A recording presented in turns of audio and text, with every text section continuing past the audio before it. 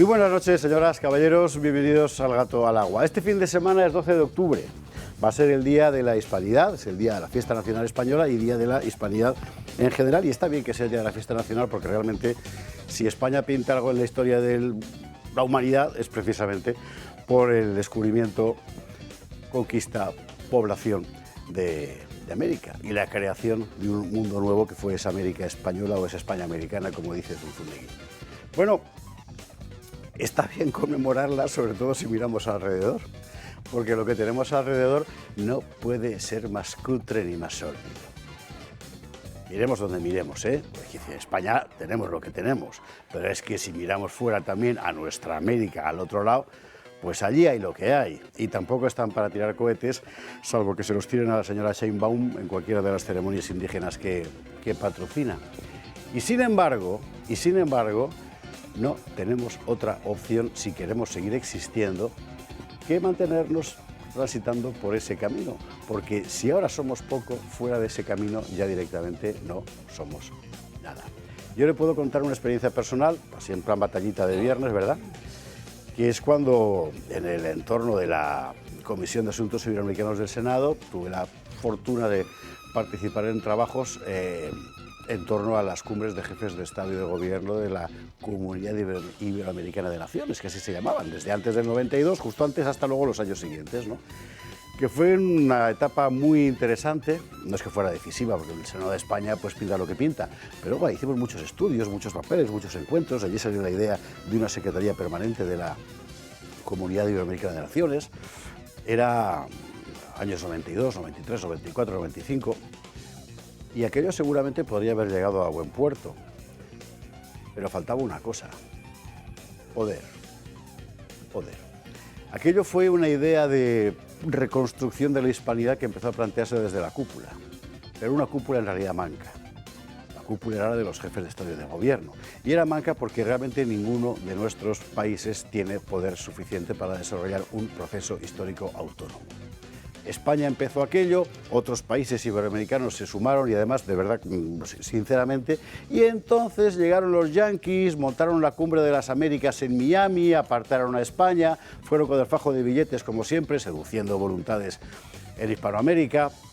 Aquí en Europa los alemanes dijeron, bueno, ¿qué es eso de que España se va a llevar allí industria? Nada, vamos nosotros, y mandaron a sus fundaciones también, pues a la Naumann, a la Hans-Seidel, todas esas cosas, a la de Adenauer, ¿verdad?, a la Ebert, que es la socialista, con su dinero. Los franceses dijeron, pero vamos a ver, Latinoamérica la hemos inventado nosotros, mira México, así que se pusieron también a hacer sus negocios, y entonces llegaron los italianos y dijeron, pero bueno, Colón era italiano, que no es verdad, pero da igual, ellos se lo creen, con lo cual también, y aquello se fue a hacer puñetas. ¿Sabe usted por qué? Porque al mismo tiempo en América aparecían otros que decían, vamos a ver, o sea, llegan los españoles, nos roban el oro y no nos dejan robar a nosotros. Se fue todo a hacer puñetas. Para colmo llegó el 11S, el orden del mundo cambió, desde entonces estamos en esta especie de mundo ni polar, ni multipolar, ni unipolar, y nosotros aquí, viéndolas venir literalmente, nuestros países haciéndose cada vez más pequeños y más impotentes, y otros desarrollando proyectos propios de poder en los que somos simplemente subalternos. ¿Nuestros líderes están en condiciones de encabezar esos proyectos? No. Y esto es una cosa de la que hay que levantar acta. Y acto seguido se me ocurre inspirarnos en un ejemplo histórico que a usted a lo mejor al principio le sorprende, pero me parece que es muy llamativo. En 1918, después de la Primera Guerra Mundial, el Imperio Otomano, que era el último heredero del califato regular, nada menos, o sea, el mundo musulmán, se hundió. El sultán otomano acabó marchándose a París a vivir allí en plan de... fue el hundimiento de aquel mundo político y religioso. Y entonces a alguien en Egipto se le ocurrió una idea muy estimulante. Bueno, el califato se ha hundido en la cúspide, pero lo podemos recomponer en la base. El señor se llamaba Hassan al-Banna y fue el fundador de los Hermanos Musulmanes. No me mire usted así, no era un terrorista. Esta fue la idea inicial. Y me parece que es una idea francamente inspiradora para todos aquellos que pensamos que los pueblos tienen algo que decir. Es decir, que la gente de a pie tiene algo que decir, que usted y yo tenemos algo que decir, sea cual sea la evolución de los políticos y sus servidumbres.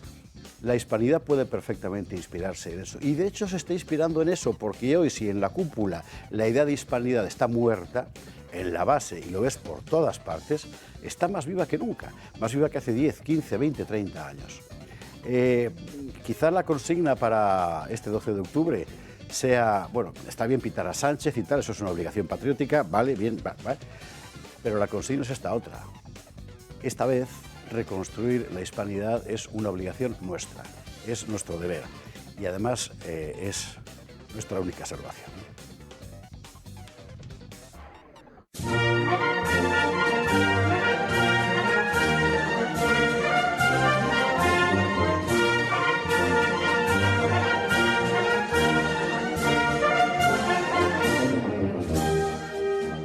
Bueno, gato de viernes, gato de húsares, este programa ya le advierto yo que es un programa grabado porque Dios mediante a estas horas un servidor de ustedes tiene que estar en Murcia, en la Feria del Libro, firmando.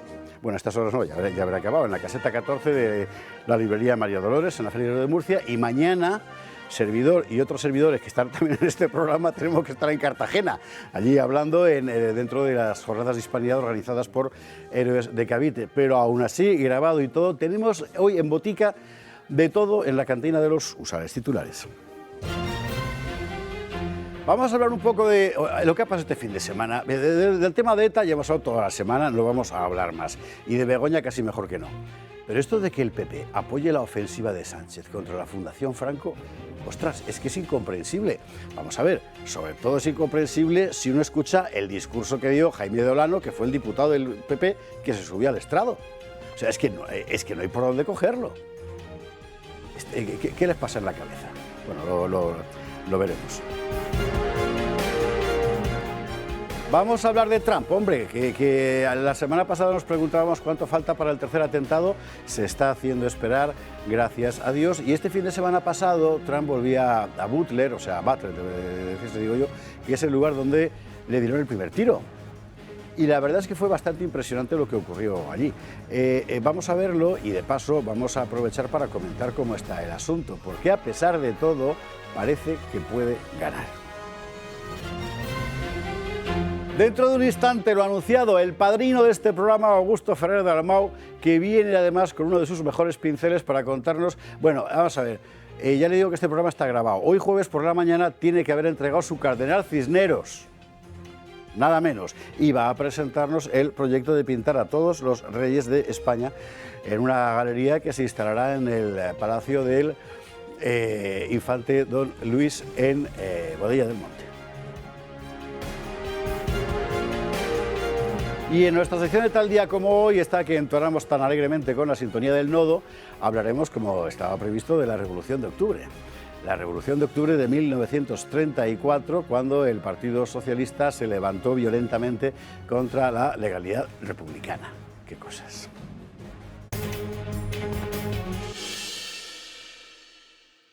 Veremos estas cosas y algunas más en compañía de nuestros contertulios habituales de la cantina de los húsares. Don Pedro Fernández Barbadillo, ¿cómo estás?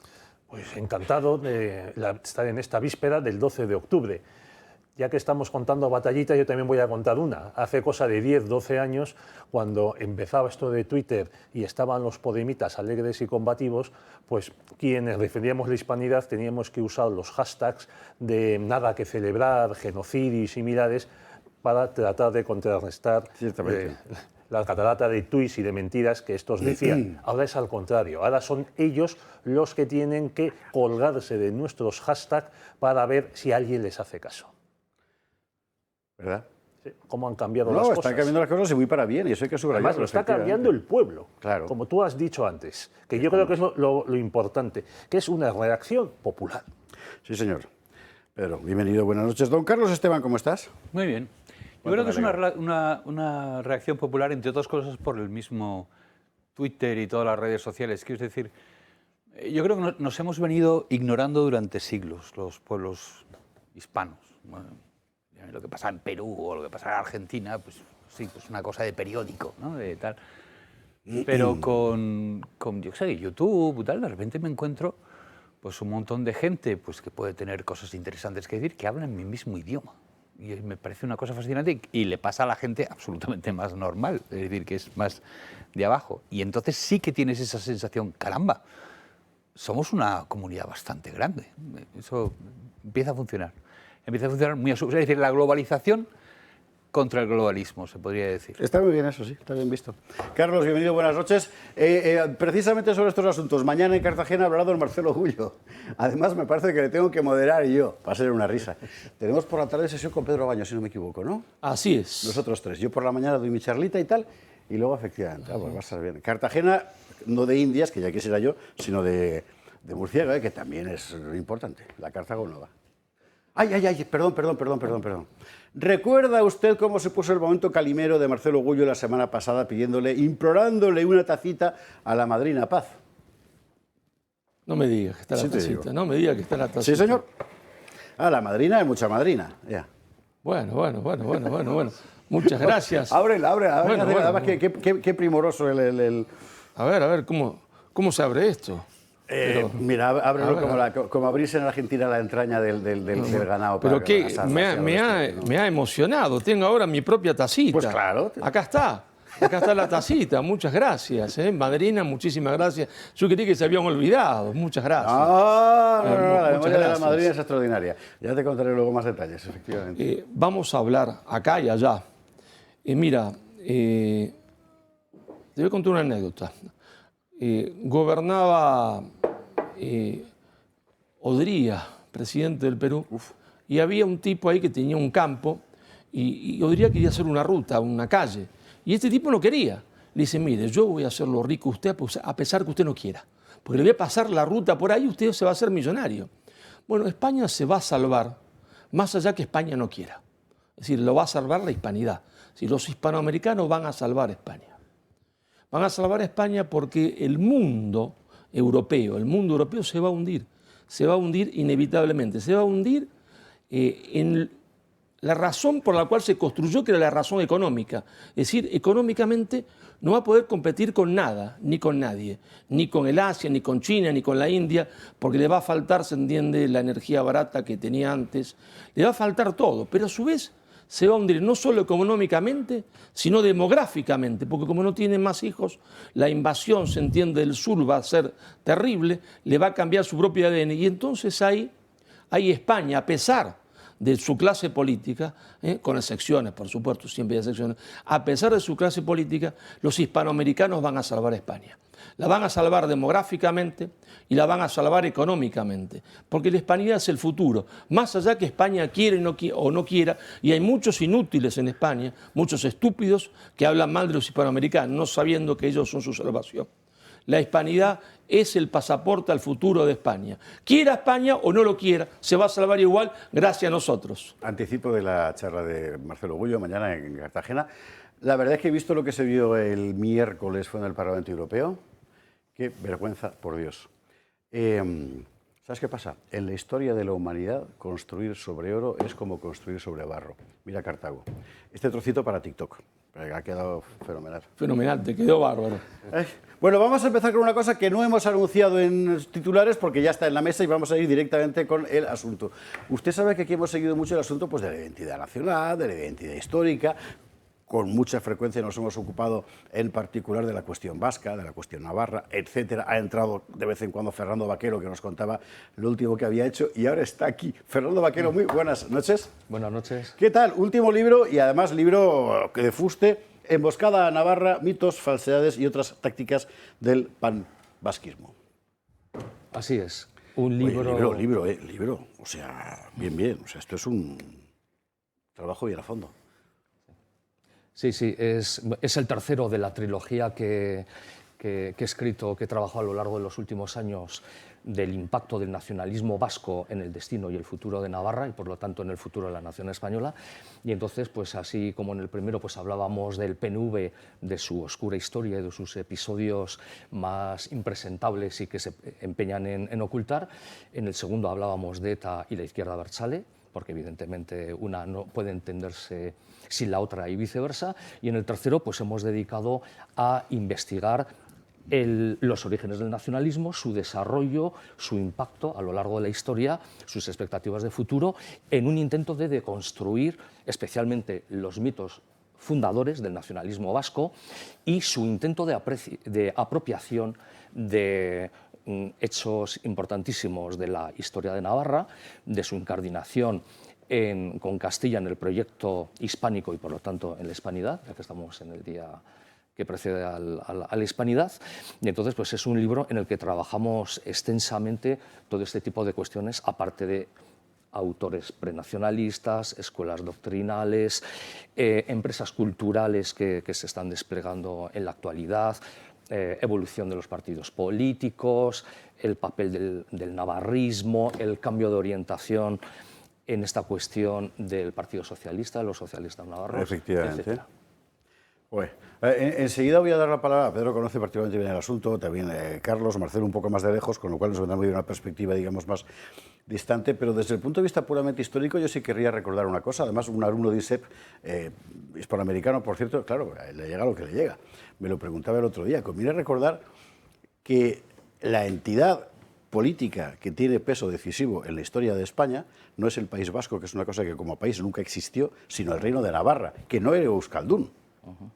El Reino de Navarra tiene su propia trayectoria, con la cambio de dinastía, que era encajonada, ¿verdad? Tiene su propia dinámica histórica decisiva, es decir, no hay rey español que no tenga sangre navarra, pero no hay español en general que no tenga sangre navarra por algún lado. El País Vasco, lo que ahora se llama así, son 3 territorios, además que rara vez formaron una unidad. Lo sorprendente es que hoy la dinámica política, la iniciativa la lleva un País Vasco nacionalista para apoderarse del segundo reino más antiguo de la historia de España. Sí, porque el nacionalismo vasco tiene la enorme capacidad de reinventarse cada X decenios. Y así como en los años 70 su eslogan en relación al futuro de Navarra era Nafarroa Euskadi da, es decir, Navarra es Euskadi, pues desde hace 15, 20 años han dado la vuelta a la tortilla y entonces su proyecto, su propuesta es que Navarra, que según su perspectiva fue un reino histórico, el reino histórico que agrupó a los vascones durante 80, 90 o 100 años a los vascos continentales, pues como tiene una prolongación histórica hasta prácticamente nuestros días con un residuo legislativo que son los fueros, hay que resucitar esa soberanía en germen residual y reconvertirlo en el futuro Estado nacional vasco en el marco de la Europa de los pueblos. Es decir, le han dado la vuelta a la tortilla y en ese sentido vienen realizando una campaña sistemática tremenda de reelaboración y vampirización de una serie de lugares comunes de la historia de Navarra que van desde la batalla de Roncesvalles a la resistencia en Maya, la toma de Fuenterrabía, la mano de Irulegui o el valor simbólico de Loguzquilore. Y en eso están. Pero... Sí, Navarra es una clave fundamental dentro de este proceso de los separatistas, de los abertzales, para destruir España. Durante la transición en Navarra, sobre todo en Pamplona, había mucha más agitación nacionalista que en Álava. Y los nacionalistas, el PNV acepta primero la Comunidad Autónoma Vasca y luego traslada la capital a Vitoria con la intención de vasconizar Vitoria, porque Vitoria es una ciudad, hasta hace bien poco, más castellana que vasca. Incluso en el urbanismo, paseas por la parte vieja y ves muchas más similitudes, notas, con Burgos, con Palencia, que lo que pueda ser San Sebastián, aparte del mar, por supuesto, o Pamplona. Pero todo esto, y bien lo sabe Fernando, no sería posible sin la colaboración, en algunos casos por omisión y en otras por acción, tanto de la derecha cobardica, pancista, y demás, como de la izquierda socialista supuestamente constitucionalista. Y no digamos, por supuesto, todos estos genios que hay en Madrid que te dicen que a fin de cuentas que lo que quieren es dinero, que les das la gestión del IVA con el convenio navarro o el concierto vasco y se van a quedar tranquilos. Sí, no puedo estar menos de acuerdo con todo lo que me planteas. Ciertamente en Navarra hay 3 grandes familias o 3 grandes actores políticos con sus respectivas culturas políticas, sus culturas en sentido amplio, que es el navarrismo, el nacionalismo y el socialismo.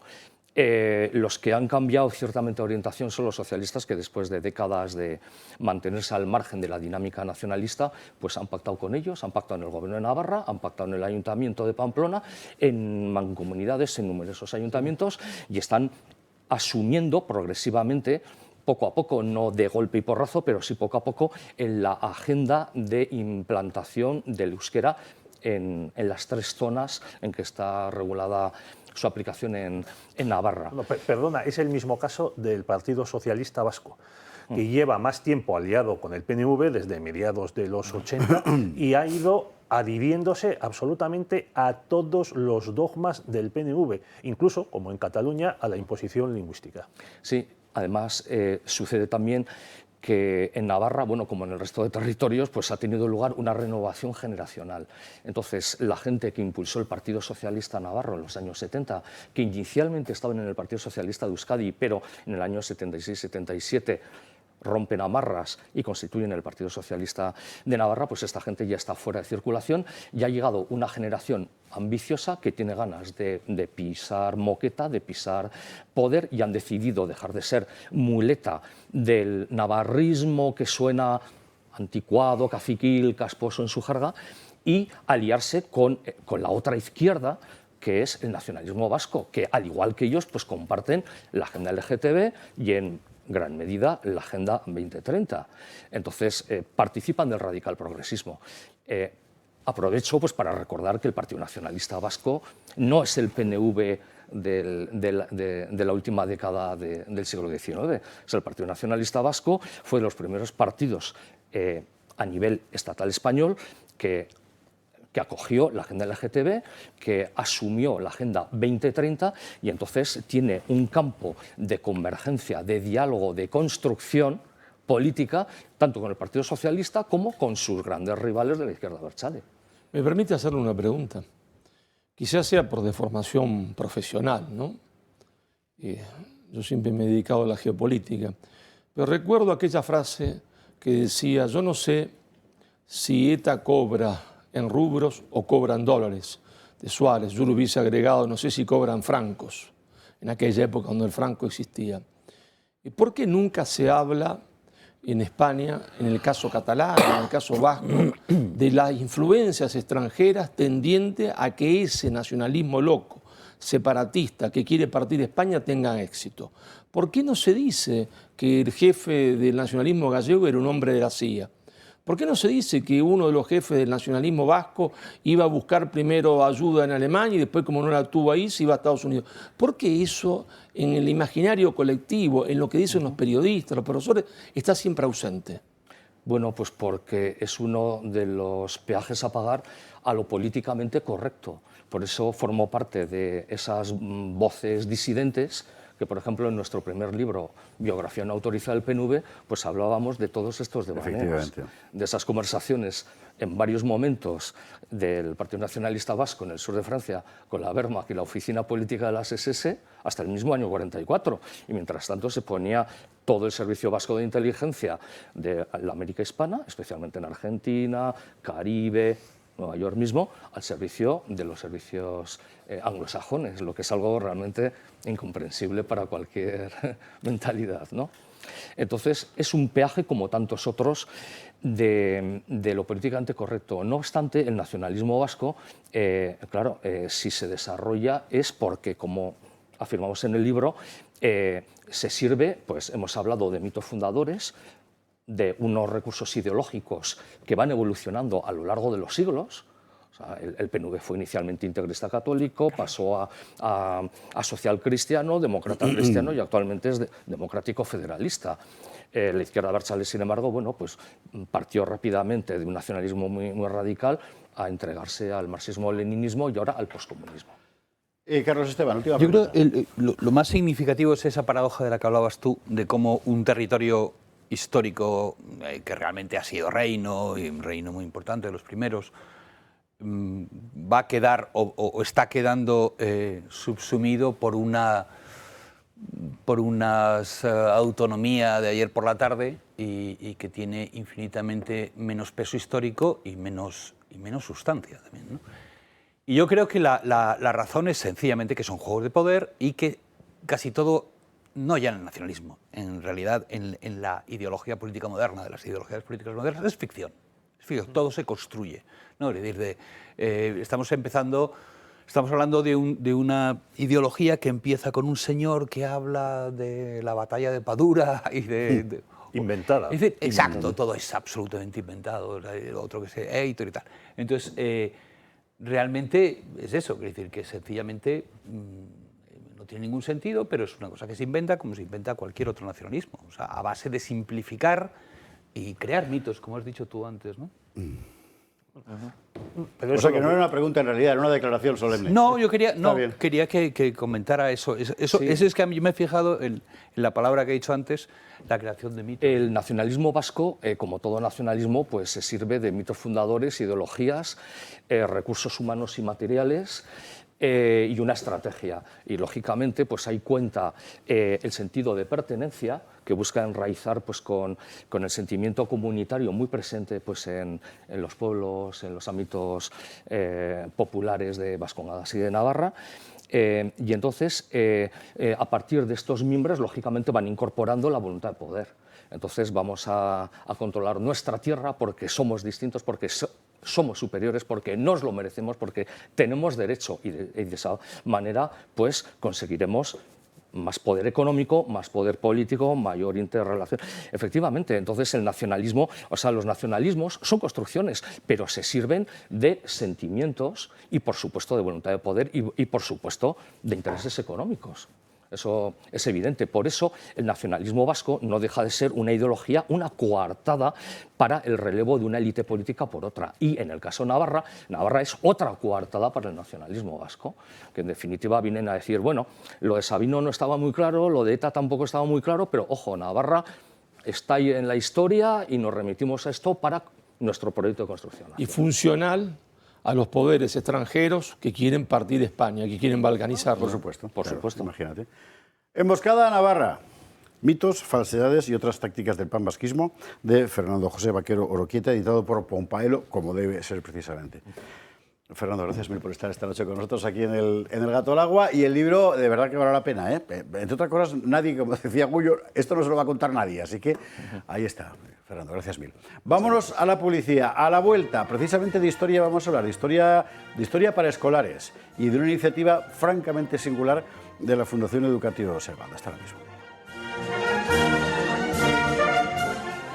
Gato de viernes, gato de úsares, seguimos caminos. Acaba de marchar Fernando José Vaquero Oroquieta. Su libro Emboscada a Navarra es una de las grandes cuestiones de la historia de España. Que uno de los dos, bueno, el segundo reino histórico después del de Asturias, haya terminado siendo, como decir, colonia del nacionalismo vasco, es para no creérselo, pero es exactamente lo que ha pasado. Y en este libro cuenta todo el proceso, además con profusión de documentación. Fernando siempre trabaja muy seriamente. Y hablando de documentación, traemos más libros. ¿Por qué? Usted sabe que aquí estamos prestando mucha atención a la deformación de la memoria general de los españoles, particularmente de las generaciones más jóvenes, a través de los libros de texto, donde con frecuencia encuentra uno cosas como que los musulmanes protegían a los cristianos en Al-Ándalus y cosas de este tipo, ¿verdad? Hay unas barbaridades descomunales.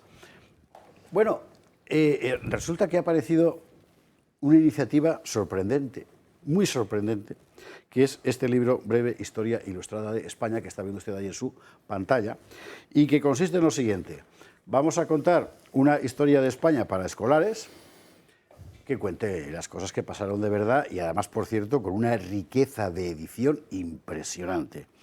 ¿Y a quién se le ha ocurrido esto? Bueno, pues entre otros, a alguien que usted conoce bien porque viene mucho por esta mesa. Don Juan Carlos Corbera, muy buenas noches, ¿qué tal? Buenas noches, Javier. Vaya libraco, en el mejor de los sentidos, o sea, el papel es extraordinario, las ilustraciones son, en fin, abundantísimas, se ven ilustraciones que yo no veía desde que era escolar, cuando los libros estaban mucho mejor ilustrados.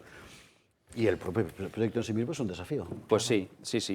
Y surge, en la cabeza nuestra está hace mucho tiempo hacer una cosa así, pero surge realmente porque cada vez más nos costaba encontrar en los libros de texto y manuales de apoyo para nuestros centros, libros que tuvieran en su conjunto, porque por capítulos puedes encontrar cosas buenas en muchas editoriales, pero que en su conjunto ofrecieran los contenidos con rigor y como nosotros pensamos que tiene que hacer y sin contradecir muchas veces los idearios que tenemos en los centros, ¿no? Entonces, bueno, nos lanzamos, sabes que tenemos cierta propensión a la aventura, y nos lanzamos con la disciplina de historia, empujados por las leyes de memoria histórica, la memoria democrática y la de formación. Y aquí hay ilustres personas, tú la primera, que conocen bien cómo se ha ido deformando la historia de nuestra nación sesgándola en una determinada dirección. Entonces esto, pues dijimos, oye, ¿por qué no utilizamos materiales propios que en muchos centros ya hay y que muchos docentes ya utilizan? ¿Por qué no sistematizamos un material propio para nuestros alumnos de secundaria? Y concretamente empecemos por la disciplina de Historia. Nos liamos la manta a la cabeza, liberamos a uno de nuestros doctores en Historia que están dando clase habitualmente en secundaria y en bachillerato, que es el autor de este libro también, y cuando teníamos el producto hecho, yo digo, voy a las editoriales y fácilmente lo... Sigo siendo un ingenuo a pesar de los años. Qué ingenuo, qué iluso, ¿eh? Qué iluso, qué iluso. Claro, Qué iluso. además dije, vamos a ir a editoriales extranjeras, que no sean cabecera española, Claro. porque será más fácil. Peor. Peor, Marcelo, peor, peor. fue horrible, o sea, no, pero no hay lenguaje inclusivo. No, yo me he cansado de leer los visigodos y las visigodas, lo siento. No, Ya, ¿sabes la católica y el católico? pues no, es que si no hay lenguaje inclusivo, nosotros no podemos porque nuestras... Ya. Y esto no cumple los objetivos de desarrollo sostenible en el punto de educación. No, es que entonces nosotros, chicos, me volví, digo, pues o lo hacemos nosotros o esto se queda aquí. Y lo hacemos nosotros. Y así surge este proyecto que es Erorfebre Ediciones, que sacó los libros de manuales de apoyo para secundaria, y este es el último que hemos sacado para bachillerato y familias, porque nos encontramos con la sorpresa de que las familias los papás dicen, oye, que yo pedían los también... libros de historia que Claro, tenían sus... claro, Oye, exactamente. es que, claro, yo soy carnicero, yo soy zapatero, yo soy abogado, yo no soy catedrático en historia, ni soy historiador, ni soy... Y a mí me interesa leer una historia de España que sea rigurosa, que no tenga complejos. Y que sirve de introducción para los libros de Marcelo, de un servidor, de Pedro o de Fernando Rodamilans, que está en la sala de máquinas también de este proyecto. ¿Qué tal, Fernando? Buenas noches. Muy buenas noches. Tú eres historiador cabal. Sí. Bueno, pues el proyecto lo hemos gestionado desde el punto de vista práctico, digamos, entre dos historiadores.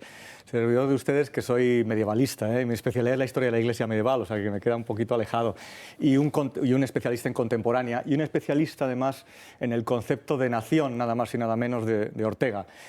Cosa interesante, porque Ortega decía una cosa y la contraria, más o menos. Es que es lo que te iba a decir, porque a veces era Ortega y a veces Gasset, y nunca sabías quién de los dos estaba hablando. Algo de esto hay. Sí. Entonces, en esta reflexión sobre la nación española es como surge esto, ¿no? Entonces, el libro básicamente plantea la idea de que España es una nación o no es una nación. Pues nosotros creemos que sí es una nación, y una nación histórica, también una nación que se basa en el plebiscito cotidiano, sino que se puede navegar a través de la historia en las bases de la misma. ¿Cuáles son esas bases? Nosotros entendemos que todo lo que decimos puede ser interpretable, porque la historia no debería fijarse por una ley, sino que la historia es solamente una interpretación que hacemos del pasado siempre desde el presente. Entonces nosotros, ¿cuál es el planteamiento que hacemos? Que las bases de la nación española son la monarquía y sobre todo el catolicismo, la catolicidad, la Iglesia católica. Desde lo Vigildo. Aproximadamente, Es que desde es así, desde lo Vigildo, como queramos. Y no solo eso, sino que no al mismo nivel. La catolicidad, la doctrina sigue siendo la misma, siempre válida, y la monarquía a veces coadyuva y es favorable, no sé, cuando ayudaban a la escuela de Salamanca, y otras veces pues poco o nada. Bueno, ¿no? y la Iglesia a veces ayuda y otras veces no. Y por no decir la Iglesia también, sí, efectivamente. Entonces, bueno, Pregúntale a Felipe II. Claro, un poco así, ¿no? Entonces, es una historia sin complejos, o sea, tampoco pretendemos, nosotros no somos superdotados como Méndez Pelayo, el que quiera leer de verdad historia, que será los heterodoxos y todos los volúmenes. Nosotros pretendemos hacer una introducción para luego poder leerles a ustedes y leer no es broma, a Méndez Pelayo y a quien sea Yo necesario. voy a decir una cosa que espero no molestar a nadie, sobre todo a los que sois más jóvenes, de los muchos jóvenes que nos ven, pero este es un libro que es el libro que podría entender perfectamente cualquier bachiller de hace 10, 15 años. Cuando la base en general de conocimientos era un poco más amplia que ahora, ¿verdad? Y entonces te sumergías enteramente. Con lo cual sirve muy bien para iniciarse. A los papás os va a encantar, porque además os va a dar material, por ejemplo, para llevar al niño al Museo del Prado y que entienda lo que hay, porque es que si no, no hay manera, ¿verdad? Y como yo con lo que flipo es con la edición, ¿eh? Sí. Madre mía. Sí, otra cosa que no nos gustaba mucho de los que hay ahora es que tú coges un libro ahora de texto y parece un blog. Anda, mira, lo he abierto por Méndez Pelayo, precisamente. Es pura casualidad. Tienes querencia, ¿eh? No, y parece un blog, cuadros con 4 puntos. Sí. Hombre, soy tonto de baba, tengo que... entonces, por a ver, favor, dame una plantilla para poder un dibujar. libro tiene que ser, tiene que poder leerse. tiene que poder sacarse unas conclusiones. Y que huela a libro, que es una de las buenas cosas. Que haya ilustraciones, que haya un relato textual y un relato visual con las ilustraciones. Entonces, no hay muchos libros que perdóname, ¿no? Sí, yo aprendí una palabra acá en España, yo no sabía qué quería decir. Cuando dicen flipar. ¿Qué será? En España se aprende enseguida esa palabra. ¿Qué será? Porque en cuanto miras alrededor flipas. Claro, yo te escucho a vos, lo escucho a él, y flipo, porque... ¿te das cuenta? Flipo porque... Fíjate que Samoa, ¿no? Con todo respeto a Samoa, que Samoa se pregunte si es una nación o no, qué historia tiene, bien vale para Samoa, pobrecitos los de Samoa, no saben quiénes son, no contaron nunca la historia, no existieron nunca en la historia, nunca hicieron la historia. Ahora que España haya llegado al punto tal, que se cuestione a sí misma si es una nación o no, cuando España hizo la historia de Europa, hizo la historia de Europa, hizo la historia de América, hizo la historia del mundo, es como una cosa absurda, ¿te das cuenta? Una cosa absolutamente absurda, felinesca. Para flipar. Para flipar, ¿te das cuenta? Para flipar. Porque España hizo América, como Roma había hecho España. Y es más, si hoy festejamos, porque hay que festejar la llegada de España a América, y fue lo que convierte a España en universal, también salvó la Iglesia en Trento. Es decir, cada acontecimiento universal que uno se fije, está España. España se entiende detuvo al Islam. España salvó, se entiende, a Europa del peligro turco. Y los españoles se cuestionan si existen o no. ¿Pero qué les pasa en la cabeza? Están locos. Yo flipo, te das cuenta, flipo. Sí, sí. Bueno, el trabajo que han hecho Fernando y Juan, que es el autor, es excepcional. O sea, es una cosa de verdad digna de ver y de tener en las librerías, bien para introducirse, como decían ellos, en la historia y después ir a partes más específicas con vuestros libros, o bien como tenerlo como un libro de consulta, porque tiene un índice muy riguroso y muy detallado. Ay, me interesa esta etapa concreta, este siglo concreto, la restauración. Voy, leo las 7, 8, 10 páginas que hay sobre cada cuestión concreta y tengo una idea general, que luego quiero profundizar, entonces tengo que ir a otros libros. Claro. Pero me hago una idea de lo que es esa etapa, puedo conocerla y puedo interpretarla, ¿no?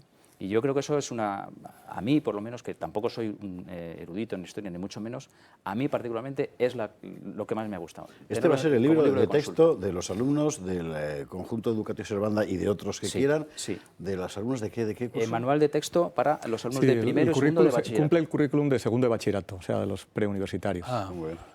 Que es el de historia. Vale, entonces, a ver, que yo me entere. Esto es un libro de texto. Lo que pasa es que está abierto a todos, claro. Es un manual de apoyo para las clases de historia de bachillerato. ¿Qué quieres decir con manual de apoyo? Porque el libro de texto, si somos rigurosos, y aquí Fernando no me dejará... No tiene actividades, no está organizado con preguntitas. O sea, que normalmente en un curso el alumno tendría otro libro además de este. No, en nuestro caso solamente tiene este y los materiales que el profesor quisiera. Y entonces, a mí el problema que se me plantea es el siguiente. Es decir, se bromea mucho de que ahora en matemáticas nos está enseñando la regla de 3, cosas de ese tipo, ¿vale? Pero al final las matemáticas son las matemáticas y ahí no hay... Bueno, con perspectiva de género. Sí, pero al final tú llegas a la ¿cómo se llama ahora? La EBAU. La EBAU, pues eso, a la EBAU esa, y bueno, vengas del colegio que vengas, te van a poner esto. Pero en la historia no pasa lo mismo, y entonces tienes ese problema. Quiere decir, tú estás estudiando con este libro o estás estudiando con el prototipo del libro moderno y estás dando 2 historias y te van a preguntar una y te van a examinar de una versión. ¿Eso cómo se come? Bueno, el libro, como digo, cumple escrupulosamente con el currículum, porque en realidad la legislación, que no es una legislación como tal, es un parche sobre el parche de la legislación y nos retrotraemos 30 años casi. En la legislación está simplemente establecido los temas que tienen que ser tratados y ahí se tratan todos esos temas. Vale, los temas sí, pero yo soy el examinador, que soy de la corriente de que el 12 de octubre se celebran el Día de los Pueblos Indígenas.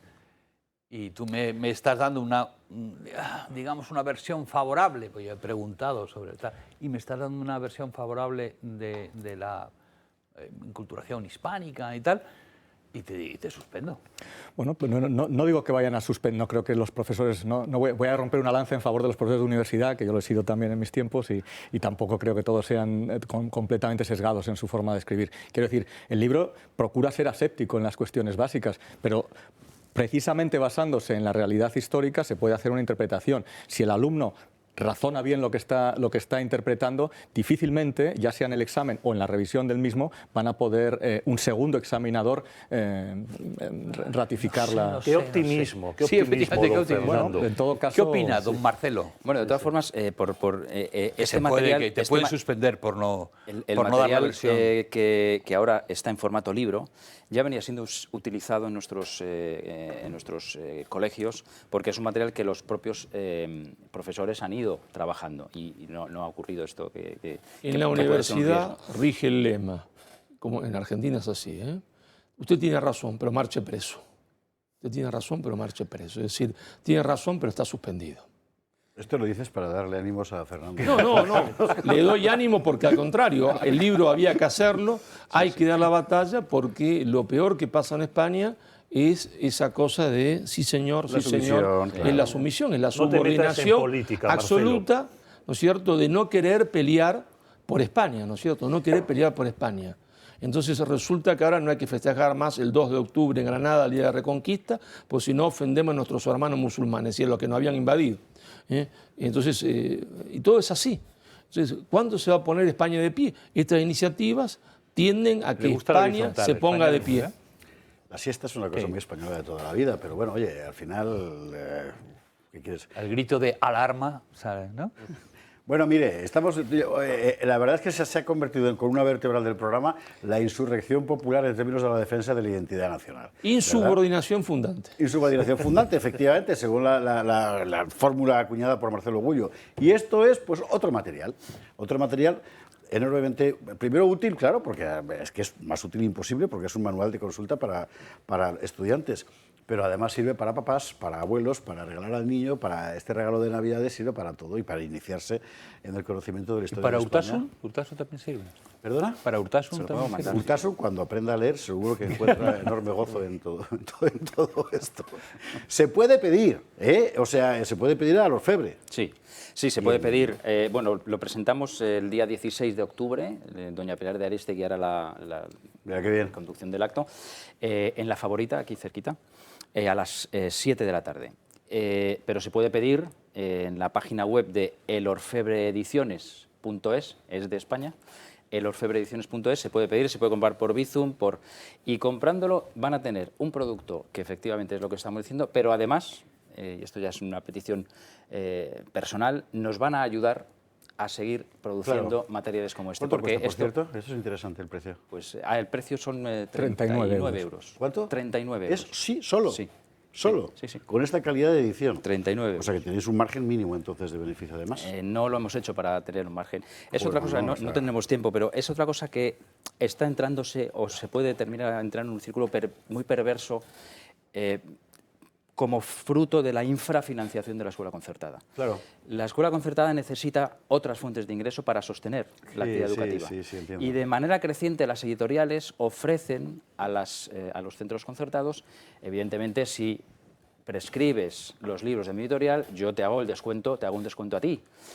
Y podríamos entrar en una dinámica de yo voy a hacer más descuento que la editorial anterior para que me cojan a mí acríticamente todos los libros de todas las disciplinas, claro, porque así le hago un descuento mayor. Los colegios necesitan esa financiación y podríamos entrar en una dinámica de... Que estás vendiendo libros como quien vende donuts. Yo no me intereso por es la el cosa. contenido, sino que me intereso porque me hagan un descuento Claro. mayor porque necesito realmente Puedo hablar financiar. las cifras, Entonces, efectivamente. ojo con esa dinámica porque tendría... Se llama prostitución. Bueno, Hablemos claro, ¿no? Se llama desde luego prostitución. no es ni el objetivo de la editorial, ni mucho menos el de los... Fernando, a título puramente de cotilleo personal, ¿en qué estás trabajando ahora? El tema de la historia medieval de la Iglesia, valga la redundancia, es que es Pues mira, apasionante. ahora es que los congresos de historia medieval de la Iglesia, como supones, no son gran éxito, ¿no? Sí, ya lo sé. Pero bueno, hubo un congreso internacional que estoy escribiendo, al que me invitaron para una ponencia en la Complutense, que es mi alma mater de historia, ¿no? Y me invitaron sobre la particularidad o no de la intervención de Roma en la Iglesia española antes del siglo XIII, imagínate. Entonces, mi tesis doctoral Antes fue- del siglo XIII, es decir, antes antes de la Cruzada de las Navas, Justo todo el periodo de la exacto. relación con la Corona de Aragón, cuando quieres Correcto. postularse como hija, bueno, la Corona del Reino. Sí. Qué interesante. Y cómo va interviniendo la Iglesia. La eliminación del rito mozárabe. Esto la es entrada de Cluny, del Cister, Villaragón. Bueno. Y la polémica de Lipando con Beato de Líbana. Completamente, sí. Le llaman testículo del anticristo al arzobispo de Toledo. Es una práctica que habría que recuperar. Bueno, y luego, tienes que venir un día a hablar solo de esto. Y como es muy humilde, es el director de nuestro colegio Juan Pablo II de Guadarrama. Ah, mira. Sí, mis ratos libres. Juan Carlos Fernando, gracias mil. Les recuerdo este libro, esta iniciativa, Breve Historia Ilustrada de España, en ediciones El Orfebre, que se trata de dar un manual de consulta donde salga todo para quien quiera aprender. Niños o mayores, pero muy fundamentalmente escolares, bachilleres, que es para lo que está pensando, con una calidad de edición excelente y además con un respaldo intelectual incuestionable. Nos vamos a la publicidad. Y a la vuelta a ver si está por aquí el padrino Augusto Ferrer Dalmau, que se ha traído además al jefe de taller, Alejo Segarra. Y nos vamos a reír enseguida.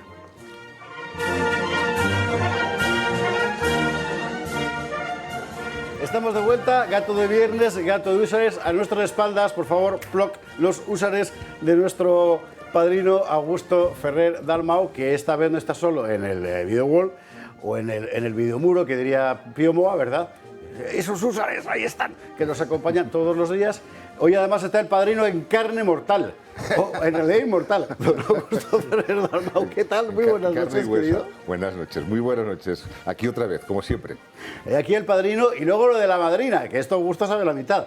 Porque sé como hay un padrino Augusto, hay una madrina Paz que mandó un húsar por aquello del gato de los húsares y no sé qué, y a partir de ahí todos los que habéis empezado a mandar, el dragón de Cuera de Ignacio, Isabel la Católica de Sergio, el húsar de Lego de Miguel, los dragones de Almansa, los soldados de los tercios de José Luis, el carlista, efectivamente, o sea, todos, y además la Falcati Ibérica, en fin, de verdad, a todos, gracias mil, y todo lo que vendrá, porque además nos han anunciado que todavía vienen más cosas, de verdad. En fin, este programa al final fundamentalmente tiene esta atmósfera por los padrinos y luego por los ahijaos que sois todos vosotros, que la habéis lleno de cosas. Bueno, la noticia.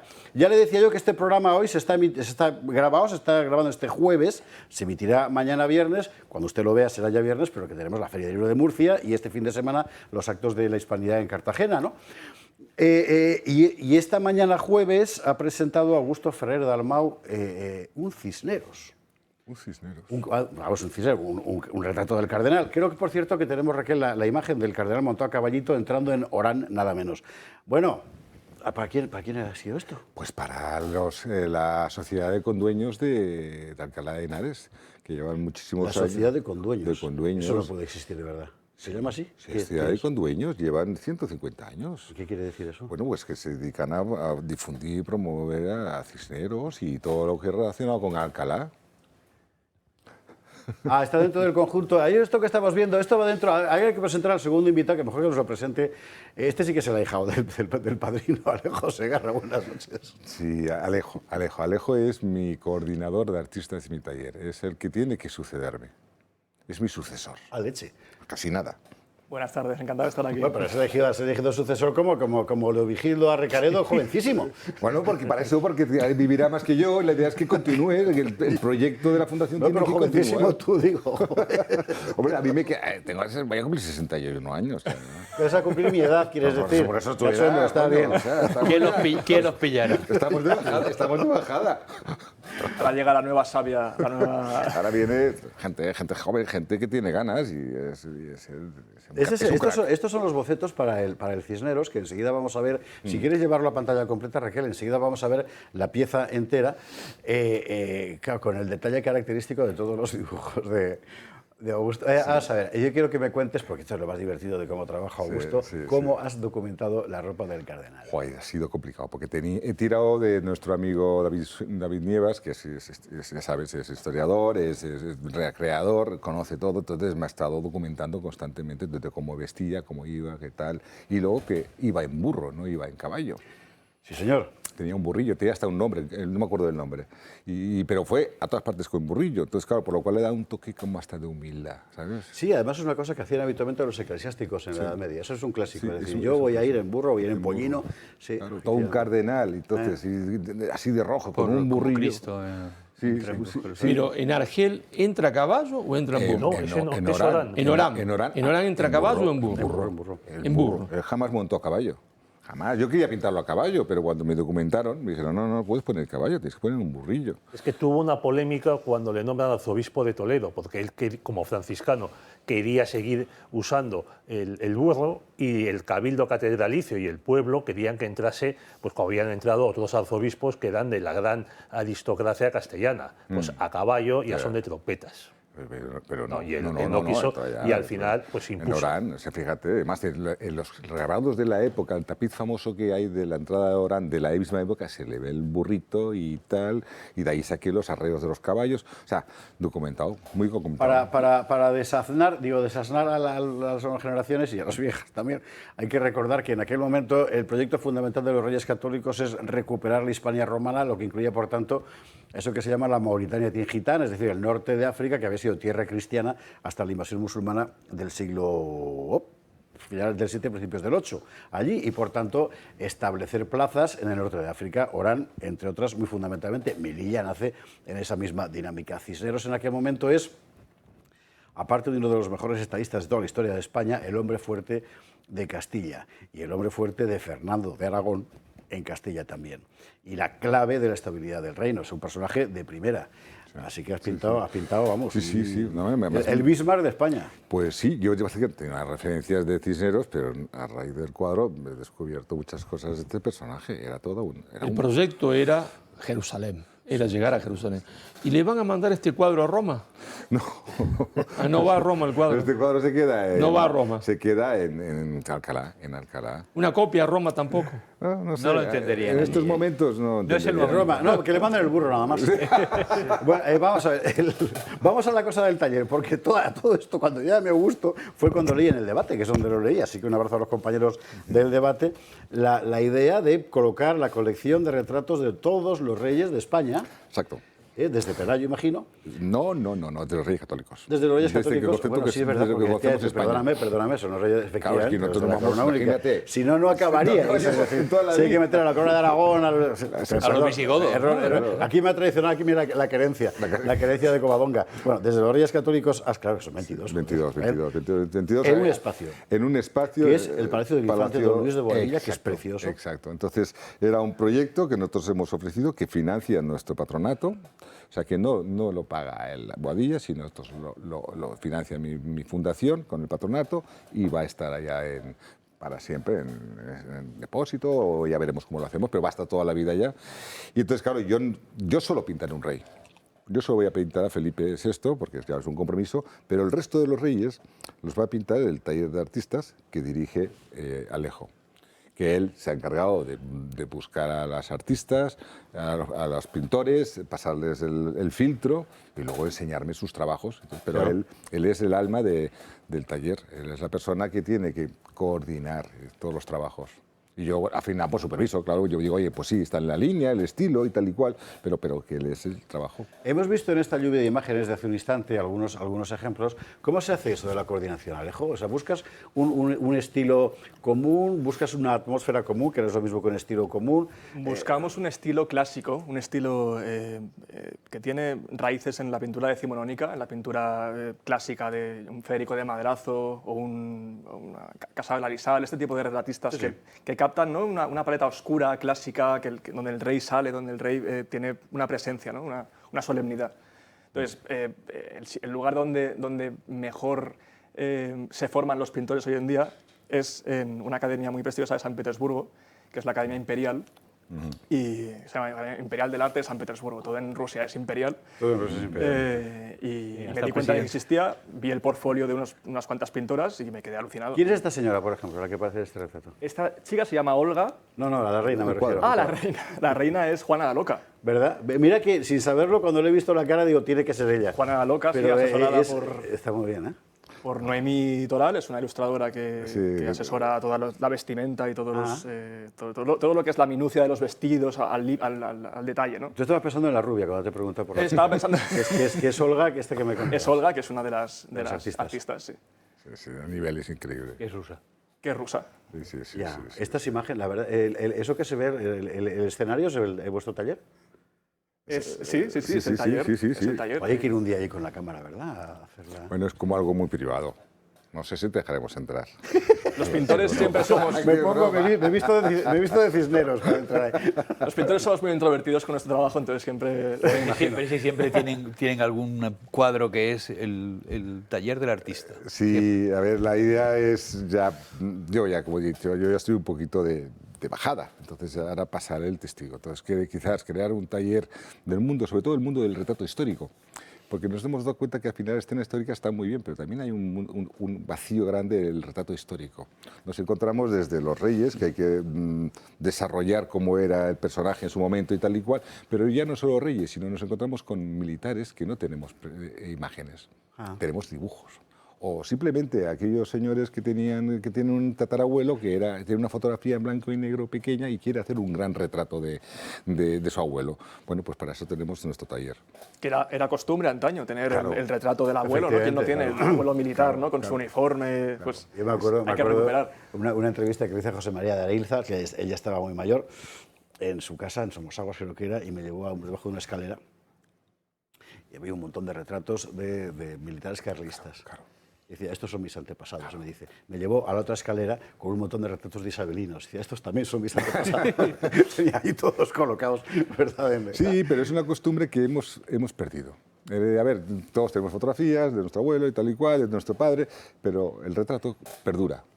Un retrato siempre estará puesto. Claro. Si está bien pintado y es bonito, eso pasará de padres a hijos. Y queremos recuperar con el taller y con la colaboración de Alejo, que es el que lleva todo el peso del tema, es eso, que nos parece maravilloso y con mucho nivel, con mucha calidad de pintura y que tenga un valor. Y además me imagino que poquitos, claro, porque tendrás que hacer una selección, una criba seria. Sí, hay que hacer una criba bastante importante. Ahora somos 4 pintores. Y claro, porque el nivel es un nivel de una exigencia, claro, cuadros para un palacio, ¿no? Que tiene que estar a un nivel importante, entonces... Claro. Y pintura buena. O sea, que tú, a unos precios razonables, que la gente pueda adquirir su retrato histórico. Claro. Y esto es lo que nosotros queremos, pero claro, tenemos que dar calidad, mucha calidad. ¿Cuándo empieza? ¿Cuándo va a ser posible verlos? ¿Qué calendario tenéis? Tú dile cómo andas de Reyes. ¿Cuántos Reyes tenemos? Tenemos pintados a Juana la Loca, el que has visto aquí, Isabel la Católica. Es bellísima, por cierto. Que es muy guapa. Que las mujeres pintan aún más guapas a las mujeres, ¿no? Cuando pintan ellas conocen las facciones, conocen lo que les gusta, entonces pintan muy bien a las mujeres. Tenemos a Carlos V, a Felipe el Hermoso y a Fernando el Católico. Y estamos ahora con... Felipe II. Hemos saltado también, ¿no? Hemos saltado, sí, ahora haremos... una de las pintoras está con Isabel II y otra está con Amadeo I. Y bueno, vamos avanzando. Vamos saltando para que no sea todo tan consecutivo. Sí, claro. Entonces la idea que antes de Navidades hacer una pequeña presentación de lo que tenemos, hacer una pequeña muestra de lo que estamos ya para que la gente abra un poco de boca. No, sí, es un proyecto maravilloso, lo vamos a reventar. Sí, es una... Pedro. Sí, una pregunta de procedimiento. ¿Hay un retrato de Luis I? Sí, Luis I, de hecho lo va a hacer también una chica de las chicas rusas. Y bueno, está en ello. Es complicado porque tenemos pocas referencias. Es el único rey del que nadie sabe nada en España, es el hijo de Felipe V. Felipe V, que estaba para allá un poco, no por su culpa. O sea, en fin, hay un momento en que literalmente abdica porque no podía con la enfermedad y sube al trono su hijo de 17 años, Luis I, casado con una chica francesa que estaba como un cencerro absolutamente, pero la cosa es que enferma de viruela y reina, ¿qué? 7 meses, 8 meses. 8 meses, de enero a agosto. Se muere y tiene que volver Felipe, casado con la arpía de Isabel de Farnesio, al trono. Isabel de Farnesio estaba que se frotaba las manos. Mala, vamos, como ella sola. Yo lo que espero es que no haya luego problemas. Yo he contado 22 reyes. Que no me digan, oye, no pongas a Pepe Botella. Pepe Botella fue rey. Fue rey. Hay que ponéis a Pepe Botella. Hay que ponerlo. No, pues me parece que está francamente bien para que pese en la conciencia de los españoles. Pepe Botella fue rey porque Carlos IV quiso. Y Amadeo. Y Amadeo está en ello ahora, están pintando. Claro, a Fernando VII no podemos quitarlo, pero bueno. Fernando VII. Bueno, no, después del libro de Luis del Pino, ahora hay que recuperar la figura hay que reconsiderarla. Oye, pues enhorabuena, muchísimas gracias. En fin, o sea que hemos de estar pendientes entonces en Navidades que hacéis una primera presentación. Yo os aviso, venís y aparte os vendremos aquí en el programa y Alejo contará todos los por detalles, porque aparte es que está todo el día encima de los pintores, para arriba, para abajo. Es mi sucesor. Y me da para pintar también. Yo estoy ahora con Felipe II, que me lo he reservado para mí porque me gusta este rey. Sí, aparte tengo una anécdota con Felipe II porque mi vocación viene de una visita al Escorial. Que de pequeño, que me acuerdo que vi los cuadros del Escorial con 8 años y le dije a mi padre, estos cuadros me encantan, porque ya pintaba yo de pequeño. Y me decía, pues tú de mayor pintarás así. Y profetizó. O sea, Paco siempre... Paco profetizó que... Paco es su padre, que es un buen amigo. Hay que decirlo. Es un buen amigo nuestro. Así que me toca de cerca. El Felipe II más impactante que yo he visto pintado es el de Sofonisba. Sí. Claro, porque claro, además le sacó todo lo guapo que era, porque Sí. de Felipe II efectivamente era un tío guapo, claro. Sí, yo estaba en el Prado hoy por la mañana, que he visto también el de Tiziano, que está muy bien. Y bueno, voy cogiendo un poco de referencias para hacer uno original. Esto va a ser para verlo, señores. No, va a ser algo. Literalmente. Vamos a liar la garra. ¿En qué andas ahora, además de todo este jaleo? Pues, que ya es. pues ahora estoy terminando un cuadro muy bonito, una historia que nadie sabe. Tú sabes la batalla de Castillejos, cuando el general Prim levantó la bandera y dijo, dejaréis solo morir a vuestro general entrando entre los moros y tal y cual, y cargó con su caballo la bandera. Pues quien escoltaba y quien cargó con el general Prim era la Guardia Civil. La escolta de la Guardia Civil, que cayeron varios en esa carga. Y estoy pintando la escena en que él está con la bandera levantada y están todos los guardias civiles con el sable en alto. Y de fondo de la batalla se ve cómo están cayendo los españoles, porque era un momento de tenso, estábamos reculando. Y entonces ese momento están todos los guardias civiles Y ese cuadro va a ir al Museo de la Guardia Civil. Ay, para que sirva de inspiración a todo esto que estamos viendo ahora alrededor. En fin, Augusto, padrino, muchísimas gracias. Alejo, un verdadero placer. Aquí tenéis vuestra casa, como bien sabéis, hasta cuando queráis. Muchísimas gracias, Javier. Señores, a la publicidad y nos vamos a hablar de Trump y demás cosas. Y nos vamos a hablar, por cierto, apariciones, revelaciones, prodigios, mensajes, el fin del mundo que llega o no. ¿Qué es ese gran aviso del que tanta gente habla? Dentro de un instante lo vemos.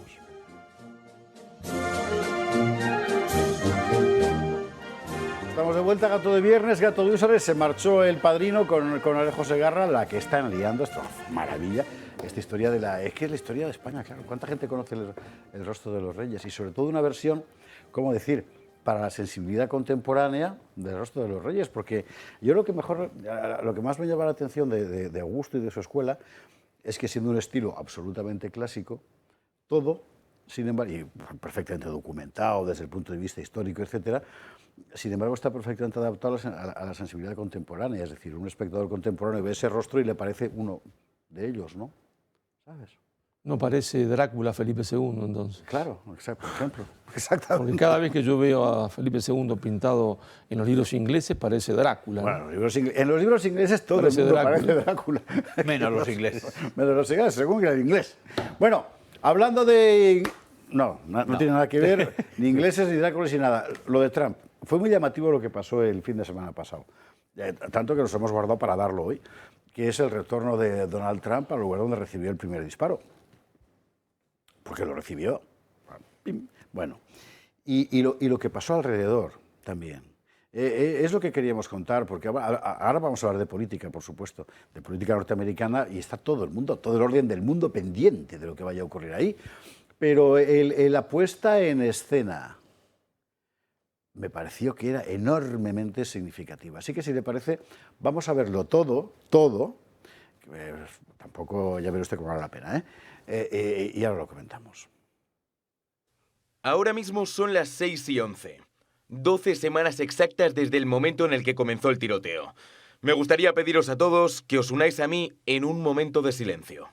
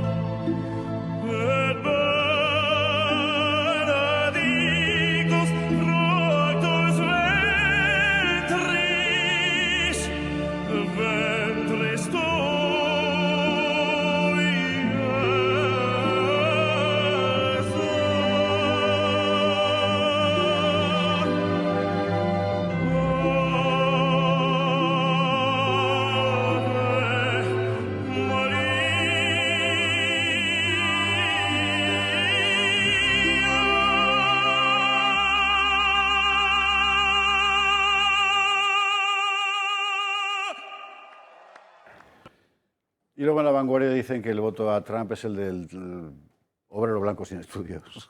Así es. ¡Ay, Dios mío! Lo dice el Bueno, director, en fin, algo sabrá. El director de La Vanguardia. Sí. Lo es. Que un día fue que La lo Vanguardia es. española. Bueno, Lo es. Lo es, Lo claro. es, pero Sí, lo dicen de manera despreciativa. Es la prepotencia del blanco con estudios respecto al otro blanco que no tiene estudios y que no hace, que está enfadado el primero, el estudiado, con el que no le obedece. Pero ¿os acordáis cuando la izquierda lo que reivindicaba era el proletariado? ¿De Todo qué eso. cosas tan antiguas hablas, Carlos? Pero Eso ya, bueno, pasó hace tiempo. yo entiendo la evolución, en el sentido de que bueno, las cosas van un poquito más para acá, pero convertirse exactamente en lo contrario de lo que eras, es decir, no sigas llamándote igual. Es que es absurdo. Es que todo lo que ves en la izquierda moderna es un desprecio tan brutal al hombre común. Todo este, por ejemplo, credencialismo de, no, yo es que tengo un máster, no sé qué, con lo cual tú ya no puedes opinar, no puedes llevarme la contraria. Esto precisamente lo abandera una izquierda que antes de ayer hablaba de que las masas tenían que tal y que hasta sospechaba del que llevaba gafas. En los años ¿Vale? 60 la izquierda Acuérdate echaba Pol Pot. pestes de los tecnócratas, que entonces venían de la derecha. Ahora, en cambio, la izquierda impone la dictadura de los expertos, que Exacto. nadie sabe quiénes son. Como nos ha pasado en España, que el comité famoso de expertos sobre el COVID estaba formado por fantasmas. Bueno, un experto es clarísimo, un experto es alguien dedicado a cierta materia que le da al poder las excusas que necesita. Pero mira, volviendo a los demócratas, ellos sí mantienen, en algo son constantes desde hace más de 2 siglos, y es en considerar a los negros de su propiedad, sea como esclavos que trabajan en las plantaciones de Alabama recolectando algodón, o sean pues como gente subvencionada en los suburbios de Chicago que votan a su candidato, se trate de Obama o se trate de Kamala, o de la multimillonaria Hillary. ¿Te has fijado lo que ha pasado? Cuidado con los voting blocks, porque has visto lo que ha pasado con los Teamsters.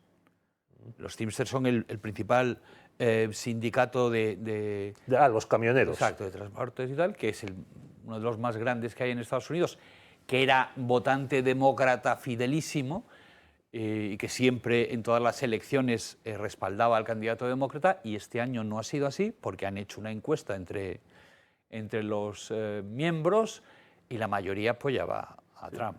O sea, es decir, que la cosa se está volviendo...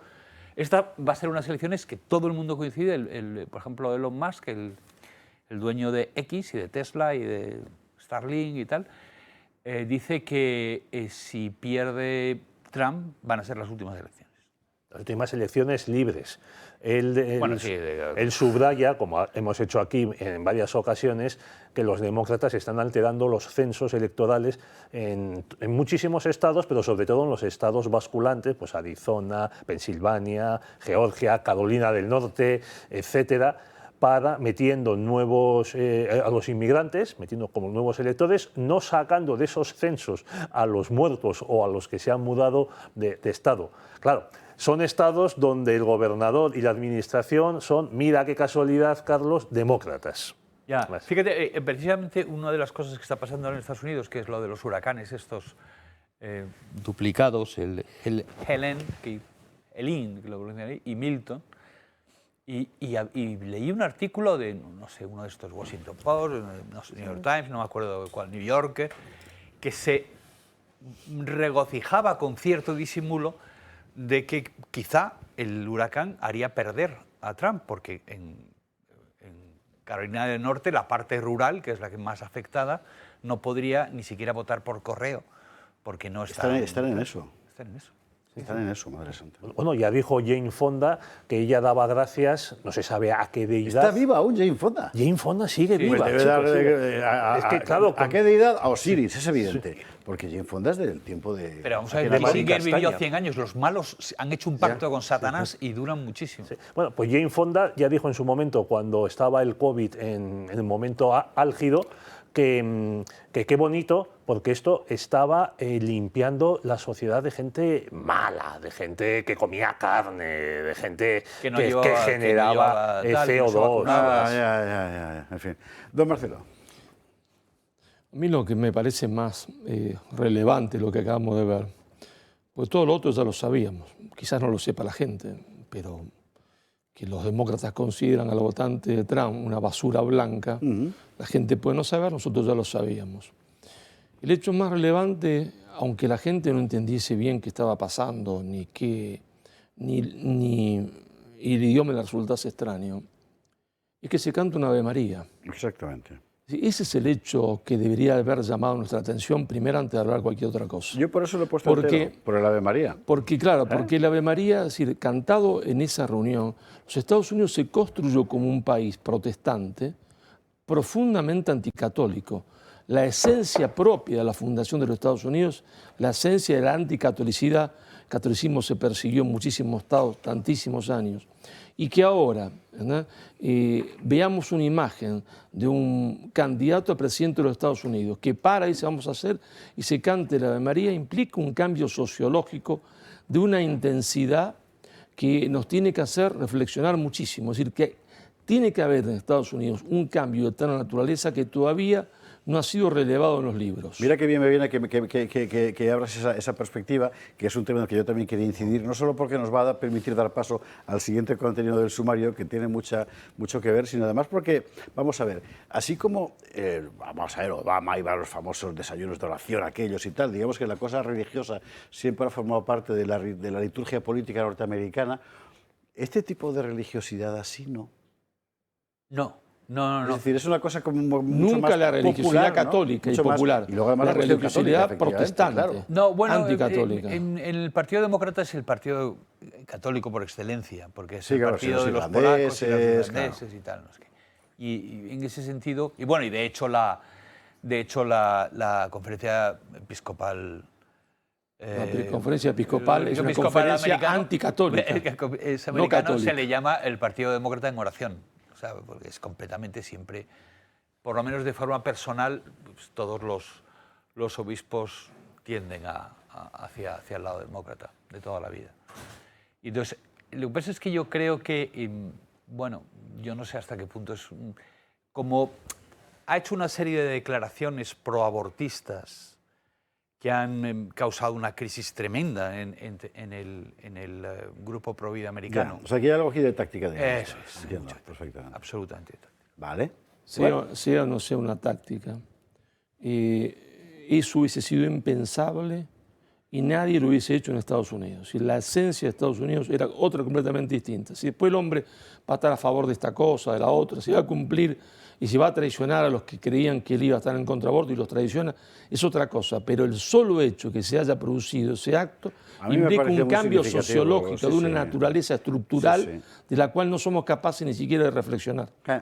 Sí, porque vamos a ver. El refrán español dice que solo nos acordamos de Santa Bárbara cuando truena, ¿verdad? Bueno, pues digamos que el recurso a la religiosidad popular en una circunstancia como la que estamos viviendo, con el mundo a punto de estallar, porque estamos literalmente a punto de estallar, pues tiene un significado bien profundo. Y además significa la apertura hacia algo que forma parte de la atmósfera del tiempo, aunque no salga, o precisamente porque no sale en la mayor parte de los medios de comunicación, que es cierta sugestión de apocalipsis, para que nos entendamos. No exactamente el fin del mundo, lluvia de fuego, que nunca se sabe, ¿verdad? Sino, vamos, no tiene usted más que ver la recurrencia de las informaciones acerca de apariciones, mensajes, avisos y sobre todo cómo se va extendiendo entre la gente, ¿no? Algo que hace unos pocos años permanecía en un núcleo muy concreto de gente particularmente piadosa y que ahora forma parte, con frecuencia también de manera deformada, ¿verdad?, cada vez más de la cultura común. Y mire usted por dónde llega una película y va sobre eso, y se llama El Gran Aviso. El Gran Aviso. ¿Qué aviso? Vemos el tráiler y enseguida aquí hablamos con Alfredo Panadero.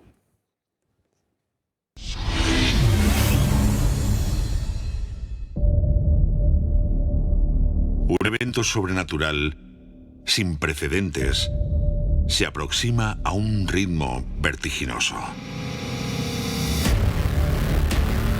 Desapercibido, incomprendido o quizás simplemente ignorado por la humanidad. Sin importar que sea de día o de noche, impactará a cada ser humano de la Tierra al mismo tiempo. Todo se detendrá. Y entonces Cada persona verá y sentirá en su propia piel y alma algo que jamás olvidará. Jóvenes y viejos, todos verán el bien que no han hecho y el mal que han cometido. Todos os veréis absolutamente solos en el mundo.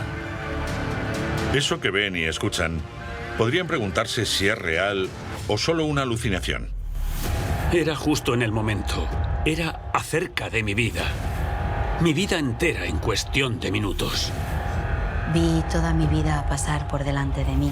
Creía que moría ese día.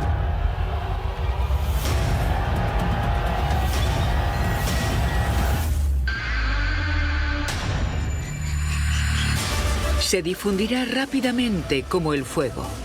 Está a las puertas. Se podría decir que es una última oportunidad. Un aviso final para despertar y seguir por el otro camino. No es un hecho profetizado para otra época, sino para ahora.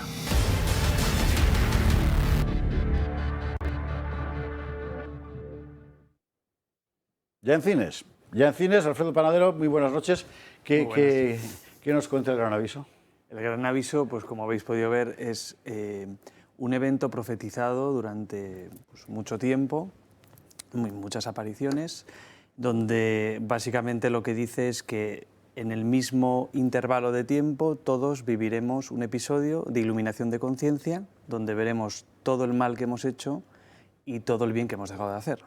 Es de alguna manera un aviso, una llamada de atención a la humanidad, a cada uno de nosotros en particular, de hacernos ver que puede que nos estemos equivocando en el camino que estamos tomando. Y esto pues no viene de la nada, viene de una serie de sucesos que han ido ocurriendo a lo largo de la historia, viene recogido por palabras de la Biblia incluso también, viene de apariciones concretas como pues en Garabandal o en Medjugorje, donde se han ido hablando de algún modo de este tipo de sucesos que van a ocurrir ya. Entonces, en la película pueden ver los espectadores en concreto 4 testimonios donde personas han vivido un episodio de iluminación de conciencia individual. En un caso muy conocido es la española María del Himalaya, que ella sí aparece en esta película y cuenta su testimonio de una manera un poco diferente a lo que ha contado hasta hoy. Y de algún modo pues lo que vemos en la película es básicamente cómo todo este suceso del Gran Aviso es algo que está bien documentado. O sea, el director de la película, Juan Carlos Salas, que ya estuvo aquí en esta casa, en Dando Caña, así es, sí. Ya desde el principio tenía la idea de no solo basarse en un libro que se llama El Aviso, de Christine Watkins, una escritora norteamericana, conversa, sino que además él indagó y investigó durante lo que fue un plazo de 4 años muy completos, desde 2020 hasta 2024, que terminó la película, pues hizo una investigación muy profunda de todos los sucesos que han ido llevando a constatar que el Gran Aviso va a existir, que no sabemos cuándo, pero que ocurrirá y que será algo que todos podremos ver. Ya cada uno decidirá qué es lo que para él es el aviso, ¿no? Claro, es lo que te iba a decir, porque efectivamente el aviso, según la fuente, digamos, tiene una visualización u otra, ¿no? ¿Cuál ha sido la guía narrativa de él? Es decir, testimonios simplemente, trata de encajarlos, va más por el aspecto de revelación escatológica, ¿cuál? Pues un poco una combinación de muchas, es decir, por un lado ha habido pues la investigación y constatación, y en la película se muestra muy bien y utiliza imágenes poderosas también, o sea que visualmente busca, con efectos especiales incluso de buena magnitud, busca generar un impacto, obviamente, pero en concreto pues investiga los 2 últimos siglos de apariciones marianas, por ejemplo, que han sido especialmente notorias y especialmente frenéticas, en el sentido de que se han ido sucediendo de una manera cada vez más rápida.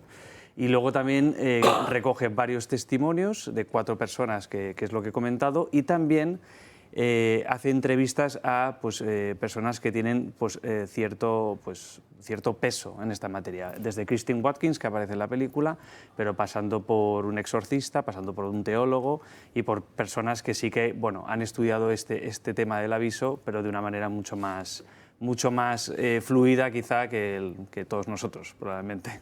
Claro. Señores. Mira, yo no he visto la película, pero perfectamente racional, porque Dios también le manda a uno avisos siempre para que vea el bien que no ha hecho. A mí me pasó hoy a la mañana, quedé conmovido. Un amigo me manda un WhatsApp, un amigo del cual yo estaba en falta, por no visitarlo, no responderle algunos mensajes, y me dice: acabo de llegar a casa, me dicen los médicos, amigo de Salamanca, me quedan 2 días de vida. Y yo lo llamé inmediatamente para pedirle perdón por no haber ido, es decir, por el bien que no hice, porque pudiendo haber ido a visitarlo, no fui, ni siquiera lo llamé por teléfono las veces que vine acá. Entonces uno le manda avisos a Dios y uno ahí entiende qué es lo que quiere decir el bien que uno no ha hecho, no el mal. Yo mal no había hecho ninguno, no lo había hecho ningún mal, pero no había hecho un bien, no lo había ido a visitar. Y cuando estaba pensando ir, me dice que le quedan horas y que me llama para despedirse. Por eso creo profundamente que este tipo de cosas son importantes, ¿no? Pero a cada uno le pasa. Carlos. Yo me pregunto si este gran aviso que se supone que tiene que dar, supongo que es simultáneo todos, ¿no? Nos pasa a todos. Que eso debe ser un poco follón. Imagino un tipo que esté conduciendo un avión, debe ser tremendo. Sí. ¿Esto se supone que va seguido del fin del mundo o volvemos todos a nuestra vida normal y simplemente lo incorporamos? Sí, bueno, a ver, supone que un aviso es antes de algo que podría ser el fin del mundo. Es decir, que es un aviso para de algún modo que le quede claro a cada uno qué es lo que ha hecho mal, qué es lo que no ha hecho bien. Pero es decir, no es que, por ejemplo, llega a Soros, por ejemplo, y ve todo el mal que ha hecho y dice, no voy a hacer estas cosas. Y de repente todo el mundo empieza a... no sé, Úrsula dice, no, joder, no voy a estropear la vida a los agricultores, pobrecillos. Y tal. Y no sé, ¿y pasamos a vivir una cosa bien o no? Ya es... O sea, digamos que es una cosa que ocurre en un momento determinado y que lo que pase a partir de ahí pues determinará si se acerca más ese final o no. O sea, ese es el punto que tiene. Una apuesta. Es, digamos, un aviso, o sea, es una llamada de atención de decir, cuidado que si seguimos por aquí, y yo creo que viendo cómo está yendo el mundo, me parece que ese aviso, no sé cuándo va a llegar, pero si llegara ahora a mí no me extrañaría, ahora mismo ya no me extrañaría. Hombre, que antes de que acabe el programa, ¿no? En líneas generales, el aviso en todas las revelaciones suele ponerse en relación con los pasos anunciados del Apocalipsis, el aviso, la gran tribulación, etcétera, ¿no? Yo creo que el aviso así como en el Apocalipsis no está. Bueno, el Apocalipsis es tan rara que a lo mejor... Pero rectifico por si me he expresado mal. En todas las interpretaciones de las revelaciones, mensajes, manifestaciones, el aviso suele ponerse en relación con el ciclo apocalíptico de la gran tribulación, etcétera. ¿Esa es una variante que aquí se aborda o se centra en los testimonios? Se centra en lo que es el gran aviso, o sea, se centra en lo que es el aviso, sobre todo. O sea, eso, lo que a nosotros nos gustó desde European Dreams Factory es que siempre buscó el director ceñirse a las fuentes, a fuentes fidedignas, buscó lo que muchos santos han ido diciendo sobre el aviso, o sea que esto no es simplemente que aparezca en la Biblia una coma y ya está, o que aparezcan 4 testimonios y te olvidas, no, también recoge cosas que han ido diciendo los diferentes santos que han ido avisando de esto, desde Santa Faustina Kowalska y sus visiones sobre el infierno, hasta San Edmundo Campión, que lo mataron que busca en Google cómo mataron a este pobre hombre, porque la verdad, aparte de ser santo, pues lo mataron de mala manera, la verdad.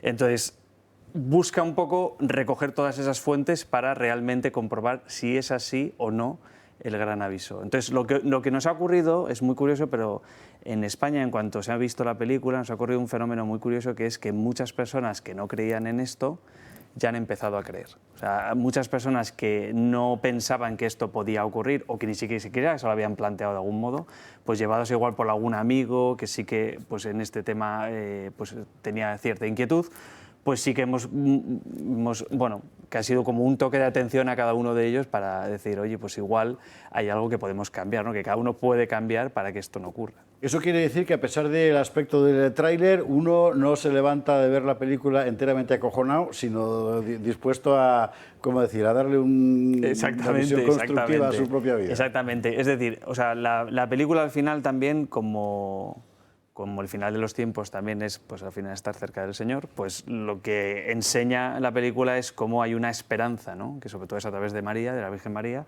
y cómo en el fondo también pues no es el castigo lo único que va a existir, ¿no? Sino también la misericordia de Dios, ¿no? Pero es verdad que la película en ese sentido creo que es más impactante y más pues digna de estudio que otros vídeos que se pueden ver en YouTube sobre este tema. O sea que realmente sí que tiene mucho más. O sea, sales vistiendo de sayal y ceniza. No lo sé si se sayal y ceniza tanto, quizás, pero sí que sales, pues al menos con esas ganas un poco de seguir investigando sobre el tema y con el, bueno, yo al menos cuando vi por primera vez la película, con el firme convencimiento de que hay mucho que desagraviar, mucho que pedir perdón y mucho que hacer todavía. O sea, mucho claro, que es hacer. una llamada a la conciencia también, que es muy importante, efectivamente. Era un aviso en cines. Además, este tipo de películas que conviene ir a verlas y además contarlo mucho porque si no hay público... Porque dura un poquito en cartelera. Hay muchas veces que quieren que nada, en poco tiempo se vayan y ya. Pero todavía seguimos en cartelera. Tercera semana ya. Tercera semana empezamos hoy y seguimos aquí en cartelera y nada. Yo invito a todo el mundo que si quiere busque elgranaviso.es. Nos hemos matado la cabeza para poner la página web. Elgranaviso.es y busquen ahí todos los cines que todavía siguen estrenando y todos los cines que quedan por estrenar, porque hay muchas ciudades donde todavía tiene que llegar el gran aviso. Alfredo Panadero, muchísimas gracias. Gracias a ti. Por estar esta noche en El Gato al Agua con este asunto. Vámonos a la publicidad y el último tramo lo vamos a dedicar a memoria histórica. Sabe usted que la semana empezaba con el Partido Popular avalando la prohibición de la Fundación Franco, que eso es lo que vino a hacer. Es incomprensible, de verdad que es incomprensible. Y vamos a recordar tal día como hoy, que estamos en octubre y toca la Revolución del 34. Así que pausa y enseguida volvemos. Estamos de vuelta, recta final del Gato. Hoy vamos a dedicar, por cierto, el final del programa a recuperar el discurso. El otro día hubo dos magníficos discursos en las Cortes. Uno fue el de Ignacio de Oces sobre esta propuesta del gobierno para tratar de ilegalizar la Fundación Franco, que de eso era lo que se trataba, y que a la que Vox se opuso. Magnífico discurso de Ignacio de Oces. Y otro de Joaquín Robles, sobre la enseñanza del Islam en la escuela, que nos hemos guardado para darlo la semana que viene, porque es que de verdad lo retrató. Bueno, pero hay que pasar antes por la sección del tal día como hoy. Porque vamos a recordar ahora todas las semanas un episodio histórico para tratar de, bueno, de poner la historia real en su sitio, ¿no? Y estamos en octubre, y en octubre comenzó, hace ahora 90 años, el golpe, porque un golpe fue. Es que cuando habla de la derecha es un golpe de Estado y cuando habla de izquierda es una revolución. Pero era un golpe, exactamente un golpe del PSOE, muy fundamentalmente del PSOE. El PC era una cosa pequeñísima en aquel momento y la CNT, bueno, estaba por sumarse porque estaba para romper lo que hubiera que romper, y del separatismo catalán, juntos contra la legalidad de la Segunda República, contra la Segunda República. La Segunda República empiezan a hundirla el PSOE y el separatismo catalán porque no mandaban ellos. Y hay que recordar, Pedro Fernández Barbadillo, que el episodio fue determinante.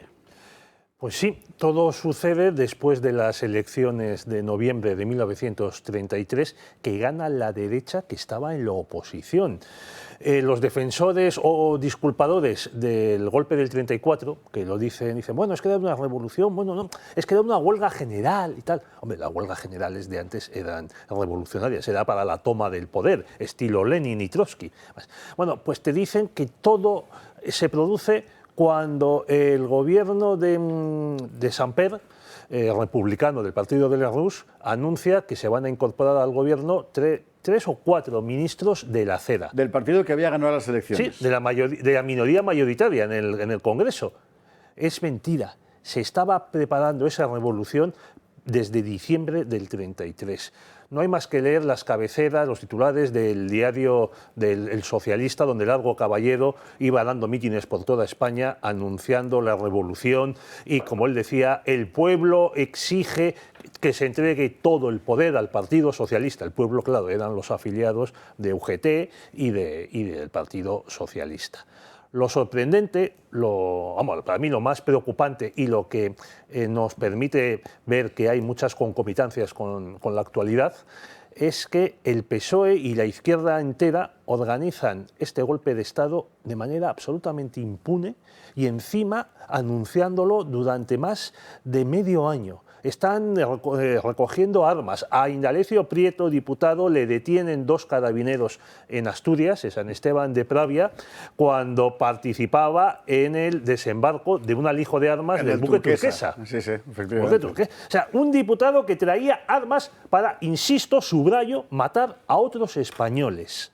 Bueno, pues el gobierno republicano, primero de Lerroux y luego de Samper, no hicieron prácticamente nada. Bueno, sí, hubo unos decomisos. Por ejemplo, a un diputado socialista, un tal Lozano, se le encontraron en su casa 53 pistolas.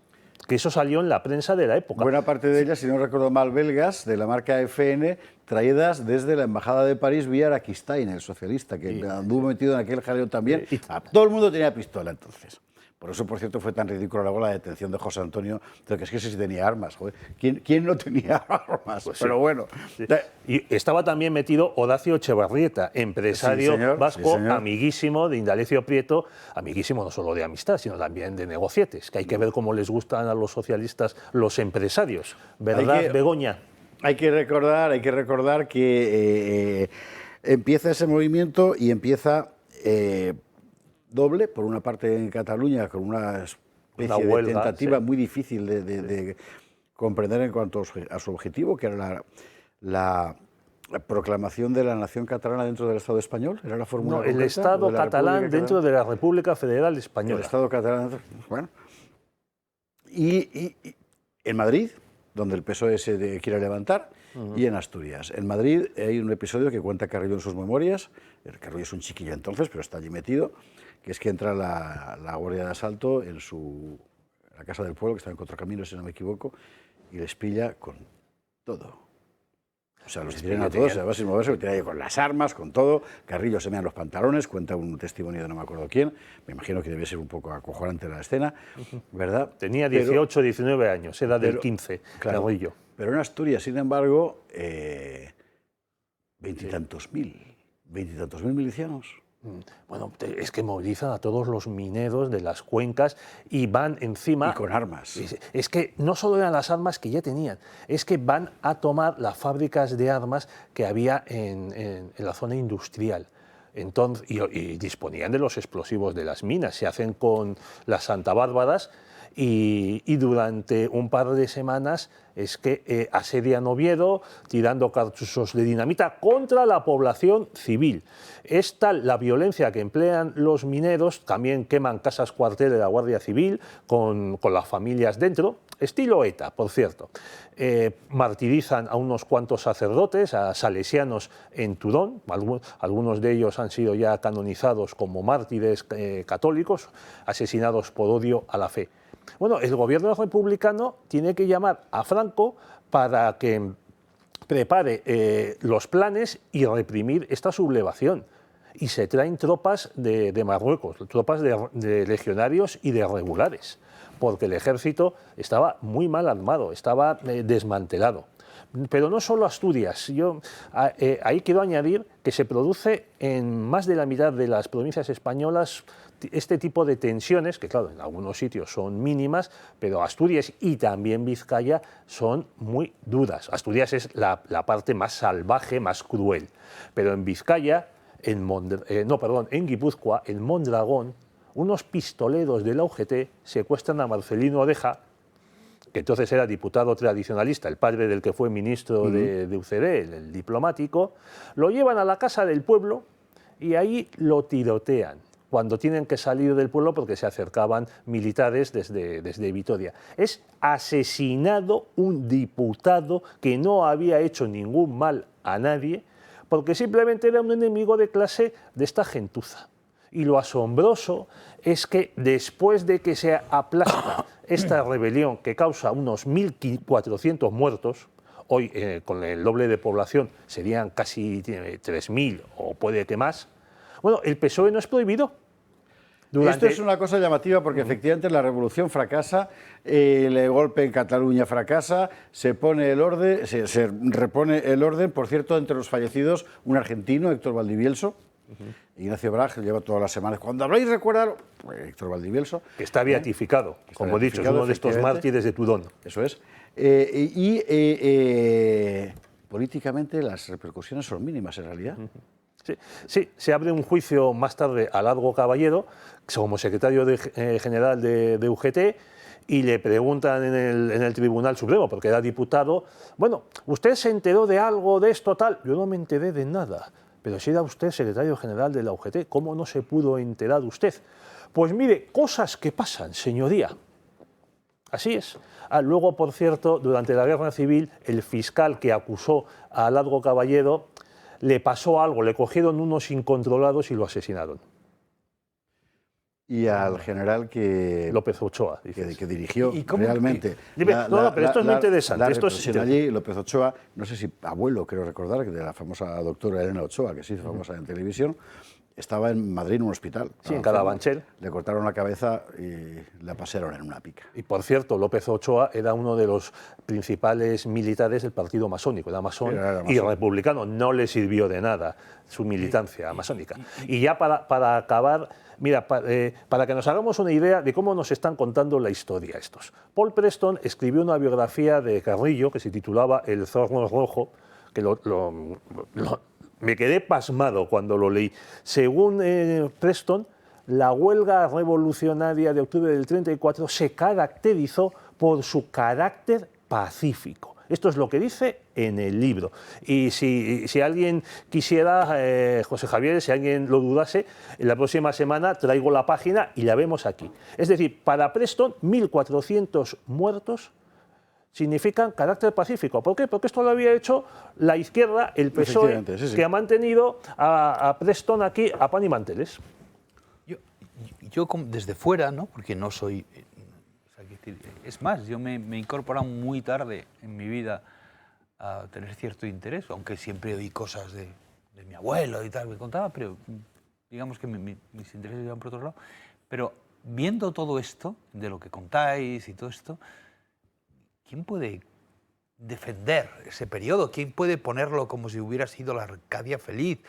Como si eso que se habla tanto de que Zapatero quería saltarse y fundamentar la legitimidad del régimen como continuación de la Segunda República, fue un cúmulo de errores u horrores. Alguien que para... Y por ejemplo, una de las cosas, solamente como yo no tal, otra cosa que me llama muchísimo la atención es que nadie creía en la República. O sea, venía a la derecha porque había sido por la derecha, porque luego tal... Bueno, eso es un poco exagerado. Hasta el 35 sí. Hasta el 35 sí, la derecha burguesa, republicana y tal, y seguramente buena parte de la izquierda, gente como Martínez Barrio, etcétera, sí creían el propio Azaña. En la República, pero le pasa el propio Azaña, hay que decir. Pero haciendo muchas trampas, que es una manera de no creer en el sistema. Si estás constantemente trampeándolo, es que no te crees en el sistema. Bueno, es que Azaña y su partido venían de la escuela francesa, querían imitar la Tercera República, que era, sí, un cúmulo de trampas y que excluía de la vida política tanto a los comunistas como a la derecha nacionalista. Y esa es la parte jacobina de la República, que es lo que la lleva, desde mi punto de vista, y no solo mío, al naufragio. Porque sencillamente no era democrática, es decir, no aceptaba la evidencia de que había otra parte de España que tenía que jugar. El turno de partidos además legal y legítimo, insisto. En noviembre del 33 se producen unas elecciones organizadas por el gobierno republicano, presidido entonces por Alejandro Lerroux, y los gana en las dos vueltas la candidatura de la CEDA, bueno, con luego otros partidos menores de derechas. ¿Sabes por qué las gana? Porque Azaña, dentro de esas trampas, ¿verdad?, había hecho una ley electoral en el 31... De la supermayoría, ¿no? Claro. Si ibas unido. Si uno de los bloques iba unido y el otro iba desunido, claro, el primer bloque tenía una prima tan descomunal que ganaba las elecciones. Había lugares en los que, pongamos por caso, de 10 diputados, los mayoritarios se llevaban 8. Exacto. Aunque les separase de los minoritarios, pues no sé, 300.000 votos. Y entonces a nosotros les quedaban 2. Y se forma una supermayoría de derechas. Como decía Juan Ignacio Luca de Tena en ese libro tan entretenido que es Mis amigos muertos, decía, las cortes más de derechas que yo he conocido en mi vida fueron las de la República del 33 al 35, que luego disuelve el imbécil de Niceto Alcalá Zamora por sus santas narices. Porque o era él el que encabezaba la derecha republicana o hundía el templo con los filisteos. La recuperación de estas cosas nos lleva a que sea tan importante lo que pasaba esta semana en las Cortes con esa modificación de la ley de asociaciones para sacar fuera de la ley a la Fundación Franco. Que el PP ha votado a favor, después de subir a la tribuna para hacer un discurso, por cierto, excelente discurso, contra esa modificación. No hay quien lo entienda. Bueno, mira, yo entendería que votaran en contra o a favor sin hacer un discurso a favor, pero una cosa y su contraria. Bueno, el PP ya se sabe que es el PSOE pues, unos años más tarde. Además, a mí me molesta mucho recordar que en la transición lo que teníamos que aguantar por parte de la superioridad moral que ya se estaba construyendo la izquierda y los nacionalistas era que te dijesen, bueno, democracia es escuchar cosas que a ti te molesta. Democracia es soportar las opiniones contrarias. Eso es democracia.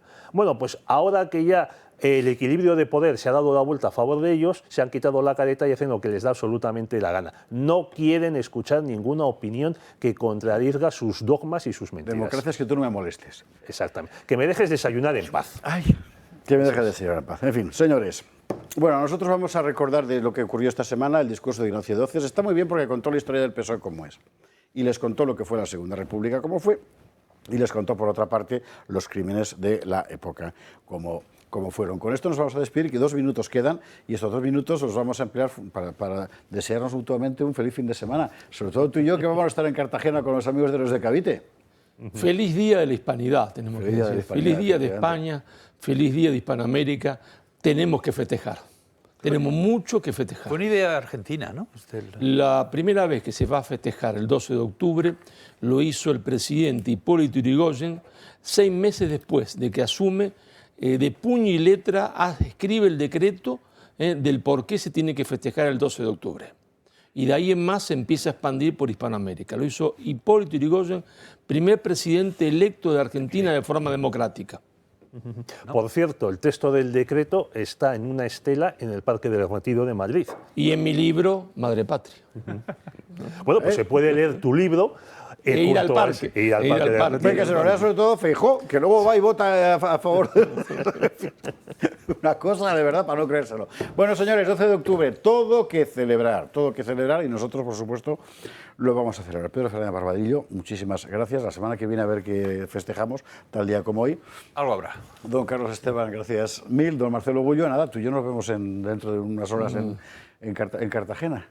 Así es. Y a todos los que viváis alrededor de la zona, pues ya sabéis, allí están preparando los amigos de Cavite unas jornadas que siempre son fantásticas y a las que vale la pena ir.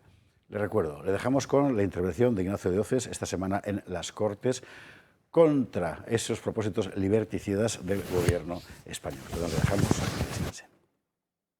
Hoy el Partido Socialista nos trae al Pleno del Congreso un nuevo capítulo de su recurrente obsesión, el franquismo. Un nuevo episodio para atentar descaradamente contra los derechos y libertades de los españoles y utilizar las Cortes Generales para intentar imponer su ideología en todas las áreas de la sociedad y del Estado. Un nuevo capítulo para demostrar la distancia sideral que existe entre el Partido Socialista y los problemas de los españoles de a pie. Y así es, ustedes tienen una incapacidad absoluta por resolver los problemas diarios de los españoles y en cambio despliegan una enorme capacidad por complicar todos los días la vida de los españoles, trayendo más inseguridad, más ruina y haciendo imposible hoy el acceso a la vivienda. Vuelven a traer flecos de la Ley de Memoria Democrática para modificar la Ley Orgánica Reguladora del Derecho de Asociación, para incorporar como una causa de disolución de las asociaciones la apología del franquismo, del levantamiento de 1936 o bien en el enaltecimiento de sus dirigentes, siempre y cuando concurra menosprecio y humillación a las víctimas solo de ese levantamiento, solo de ese régimen político y solo de esos dirigentes. El derecho de asociación es un derecho natural de la persona, que hoy se ha constitucionalizado como un derecho fundamental en el artículo 22 y además es parte fundamental de la estructura del Estado social y democrático de derecho. La Constitución prohíbe las asociaciones secretas y las de carácter paramilitar y también dice que son asociaciones ilegales las asociaciones que persigan fines o utilicen medios tipificados como delito. Y cierto es que el legislador puede establecer los límites para el ejercicio de cualquier derecho fundamental, pero también la Constitución, en el artículo 53, obliga a que esos límites siempre lo hagan respetando el contenido esencial del derecho fundamental. Y en esta ocasión, señorías, ustedes han introducido un factor de sectarismo ideológico discriminatorio que es absolutamente incompatible con el contenido esencial del derecho de asociación. Ustedes privilegian a unas víctimas al tiempo que ignoran otras. Para ustedes no hay homenaje, ni reconocimiento, ni dignidad por las víctimas, por ejemplo, de la Segunda República entre 1931 y 1936, ni por aquellas víctimas también de las guerrillas comunistas y anarquistas de los años 40 o 50, o las que sufrieron en España el terrorismo a partir de los años 60, toda vez que todos actos terroristas se produjeron en el régimen político anterior. Señorías, en Vox respetamos la memoria de todas las víctimas de todas las guerras civiles, también de las guerras civiles del siglo XIX, las tres guerras y las anteriores.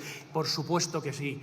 Y además, señorías, eso sí, lo que nosotros no hacemos es mirar la historia de una manera sectaria. Por eso no aceptamos que la única manera de ver la historia sea la suya. Porque ustedes lo que pretenden es que su memoria sea al final memoria oficial del Estado. Y eso lo hacen ustedes con el Boletín Oficial del Estado y restringiendo y vulnerando derechos y libertades. Frente al sectarismo, la obligación de los poderes públicos es fomentar el encuentro, la concordia y la reconciliación. Ninguna norma jurídica debe atacar al corazón del Estado, que es la nación, alentando divisiones entre los españoles y además de forma mezquina entre distintas generaciones. Por eso Vox ha intentado aprobar en todas las regiones de España leyes de concordia y reconciliación para homenajear a todas las víctimas porque vivieron para alcanzar una España que consideraban mejor de acuerdo con su propia conciencia. Pero, señorías del PSOE, ustedes viven en la mentira constante, ustedes identifican a sabiendas de su falsedad a las izquierdas durante esos años con las ideas democráticas y los derechos humanos, algo que hoy de nuevo vamos a demostrar que es absolutamente falso. Ustedes identifican a uno de los bandos de la contienda civil con la Segunda República. Y esto es una verdadera patraña, toda vez que el bando llamado republicano eran personas y partidos del Frente Popular aliados con los separatistas y con los anarquistas. Niceto Alcalá Zamora, quien fuera presidente de la Segunda República por más tiempo durante los 5 años que duró, no se adhirió a ninguno de los bandos de la contienda civil. Alejandro Lerroux, prohombre del republicanismo español, fundador y líder del Partido Republicano Radical y también presidente del Consejo de Ministros durante varias etapas de la Segunda República, sí prestó su adhesión al general Franco. Al igual que también lo hizo Santiago Alba, presidente de las Cortes de la Segunda República entre diciembre de 1933 y enero de 1936. Por no hablar que también hubo diputados de la Segunda República que luego fueron ministros con el general Franco. Pero más datos. ¿Saben sus señorías del Partido Socialista cuántos ministros de la Segunda República murieron durante la Guerra Civil? 8. Pues 7 lo hicieron de manos del Frente Popular, que es el único bando que ustedes ensalzan y admiran. 7 de los asesinatos de ministros fue producido por el Frente Popular. Son ustedes los que vienen aquí a hablarnos de historia a estas alturas. Pero, señorías del PSOE, tengan mucho cuidado con la historia, en particular con la historia de su partido. Porque la historia de su partido es una historia aterradora y criminal, que está muy lejos de la democracia, de la paz y del respeto a la ley y el orden, sobre todo también durante la Segunda República. Si ustedes se postulan aquí, como están haciendo, a favor de ilegalizar y disolver determinadas asociaciones, básicamente porque están vinculadas con episodios de golpe, de dictadura y crímenes, aquí, si no queremos concurrir básicamente en una intolerable discriminación, habría que disolver asociaciones y fundaciones ligadas a su partido político, también al Partido Comunista y a los separatistas, precisamente por estar vinculadas a historia de golpe, de crímenes y de torturas. Pablo Iglesias Pose, fundador del Partido Socialista Obrero Español, en 1888 proclamó: la actitud del Partido Socialista con los partidos burgueses, llámense como se llamen, no puede ni debe ser conciliadora ni benévola, sino de guerra constante y ruda. Una verdadera declaración de intenciones. Otra vez el fundador del Partido Socialista en el Congreso del PSOE en 1902 dijo literalmente: queremos la muerte de la Iglesia. Para ello educamos a los hombres, pretendemos confiscarles los bienes, no combatimos a los frailes para ensalzar a los curas, nada de medias tintas, queremos que desaparezcan los unos y los otros. Estas palabras tendrían eco con la quema de iglesias durante el régimen de la Segunda República y los crímenes contra los religiosos durante la Revolución Socialista de octubre de 1934 y también durante la contienda civil.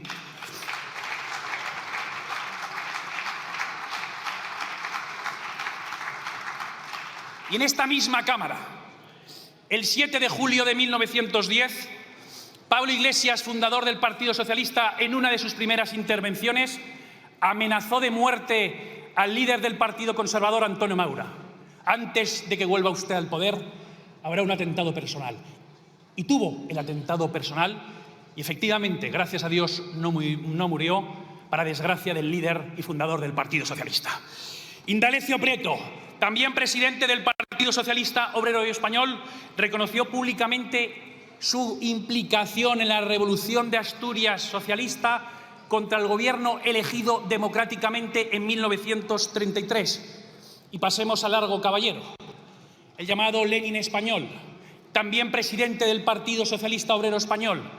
Y por otro lado, les recuerdo que consejero de Estado durante la dictadura de Miguel Primo de Rivera, llamó a la guerra civil durante la Segunda República, al menos desde 1933, en muchísimas ocasiones, y además para él la República simplemente era una etapa intermedia para lograr la dictadura del proletariado, como ha demostrado, entre otros historiadores, el historiador socialista Santos Juliá. Podemos hablar también de Ramón González Peña, máximo dirigente en Asturias de la Revolución de Octubre de 1934, que fue condenado a muerte por tribunales de la Segunda República, luego a la pena conmutada, pero que ustedes devolvieron simbólicamente el carné del Partido Socialista en el año 2009 con Leire Pajín en una ceremonia vergonzosa.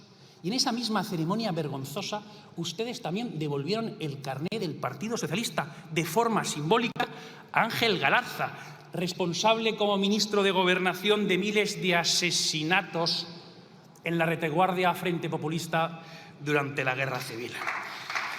Señorías, pero vamos a ver, y en otro contexto, pero si en menos de un siglo la izquierda española ha asesinado en España a 4 jefes de gobierno, a 4 jefes de gobierno como Antonio Cánovas del Castillo, José Canalejas, Eduardo Dato y también a Luis Carrero Blanco. Señorías del PSOE y del Gobierno, ¿de qué dictaduras nos hablan? ¿Qué dictaduras condenan ustedes? Si Yolanda Díaz dijo en el año 2021 que el régimen de partido único en Cuba no es una dictadura.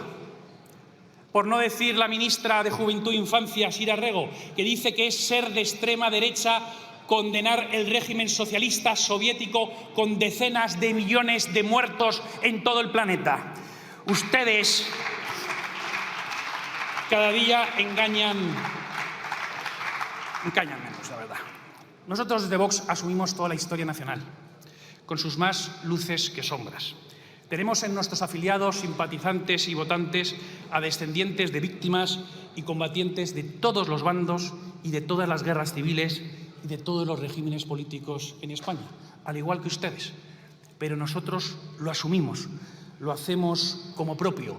Por eso somos el único partido nacional que se sienta en esta Cámara y por eso abogamos porque nadie tenga que condenar o no sentirse orgulloso de sus padres y de sus abuelos. A ustedes no les importa absolutamente nada las víctimas. No les preocupan ni las víctimas, ni los golpes, ni las dictaduras. Ustedes usan esos conceptos de forma tramposa y falaz para imponer en la sociedad y en el Estado su versión maniquea de la vida y de la historia. ¿Sabe por qué? Porque todo esto lo hacen además de manos de sus socios comunistas, de los separatistas, de los herederos políticos de ETA, y eso jamás nosotros lo vamos a aceptar. Si las víctimas les preocuparan algo. Su tiempo ha terminado. Finalice, por favor.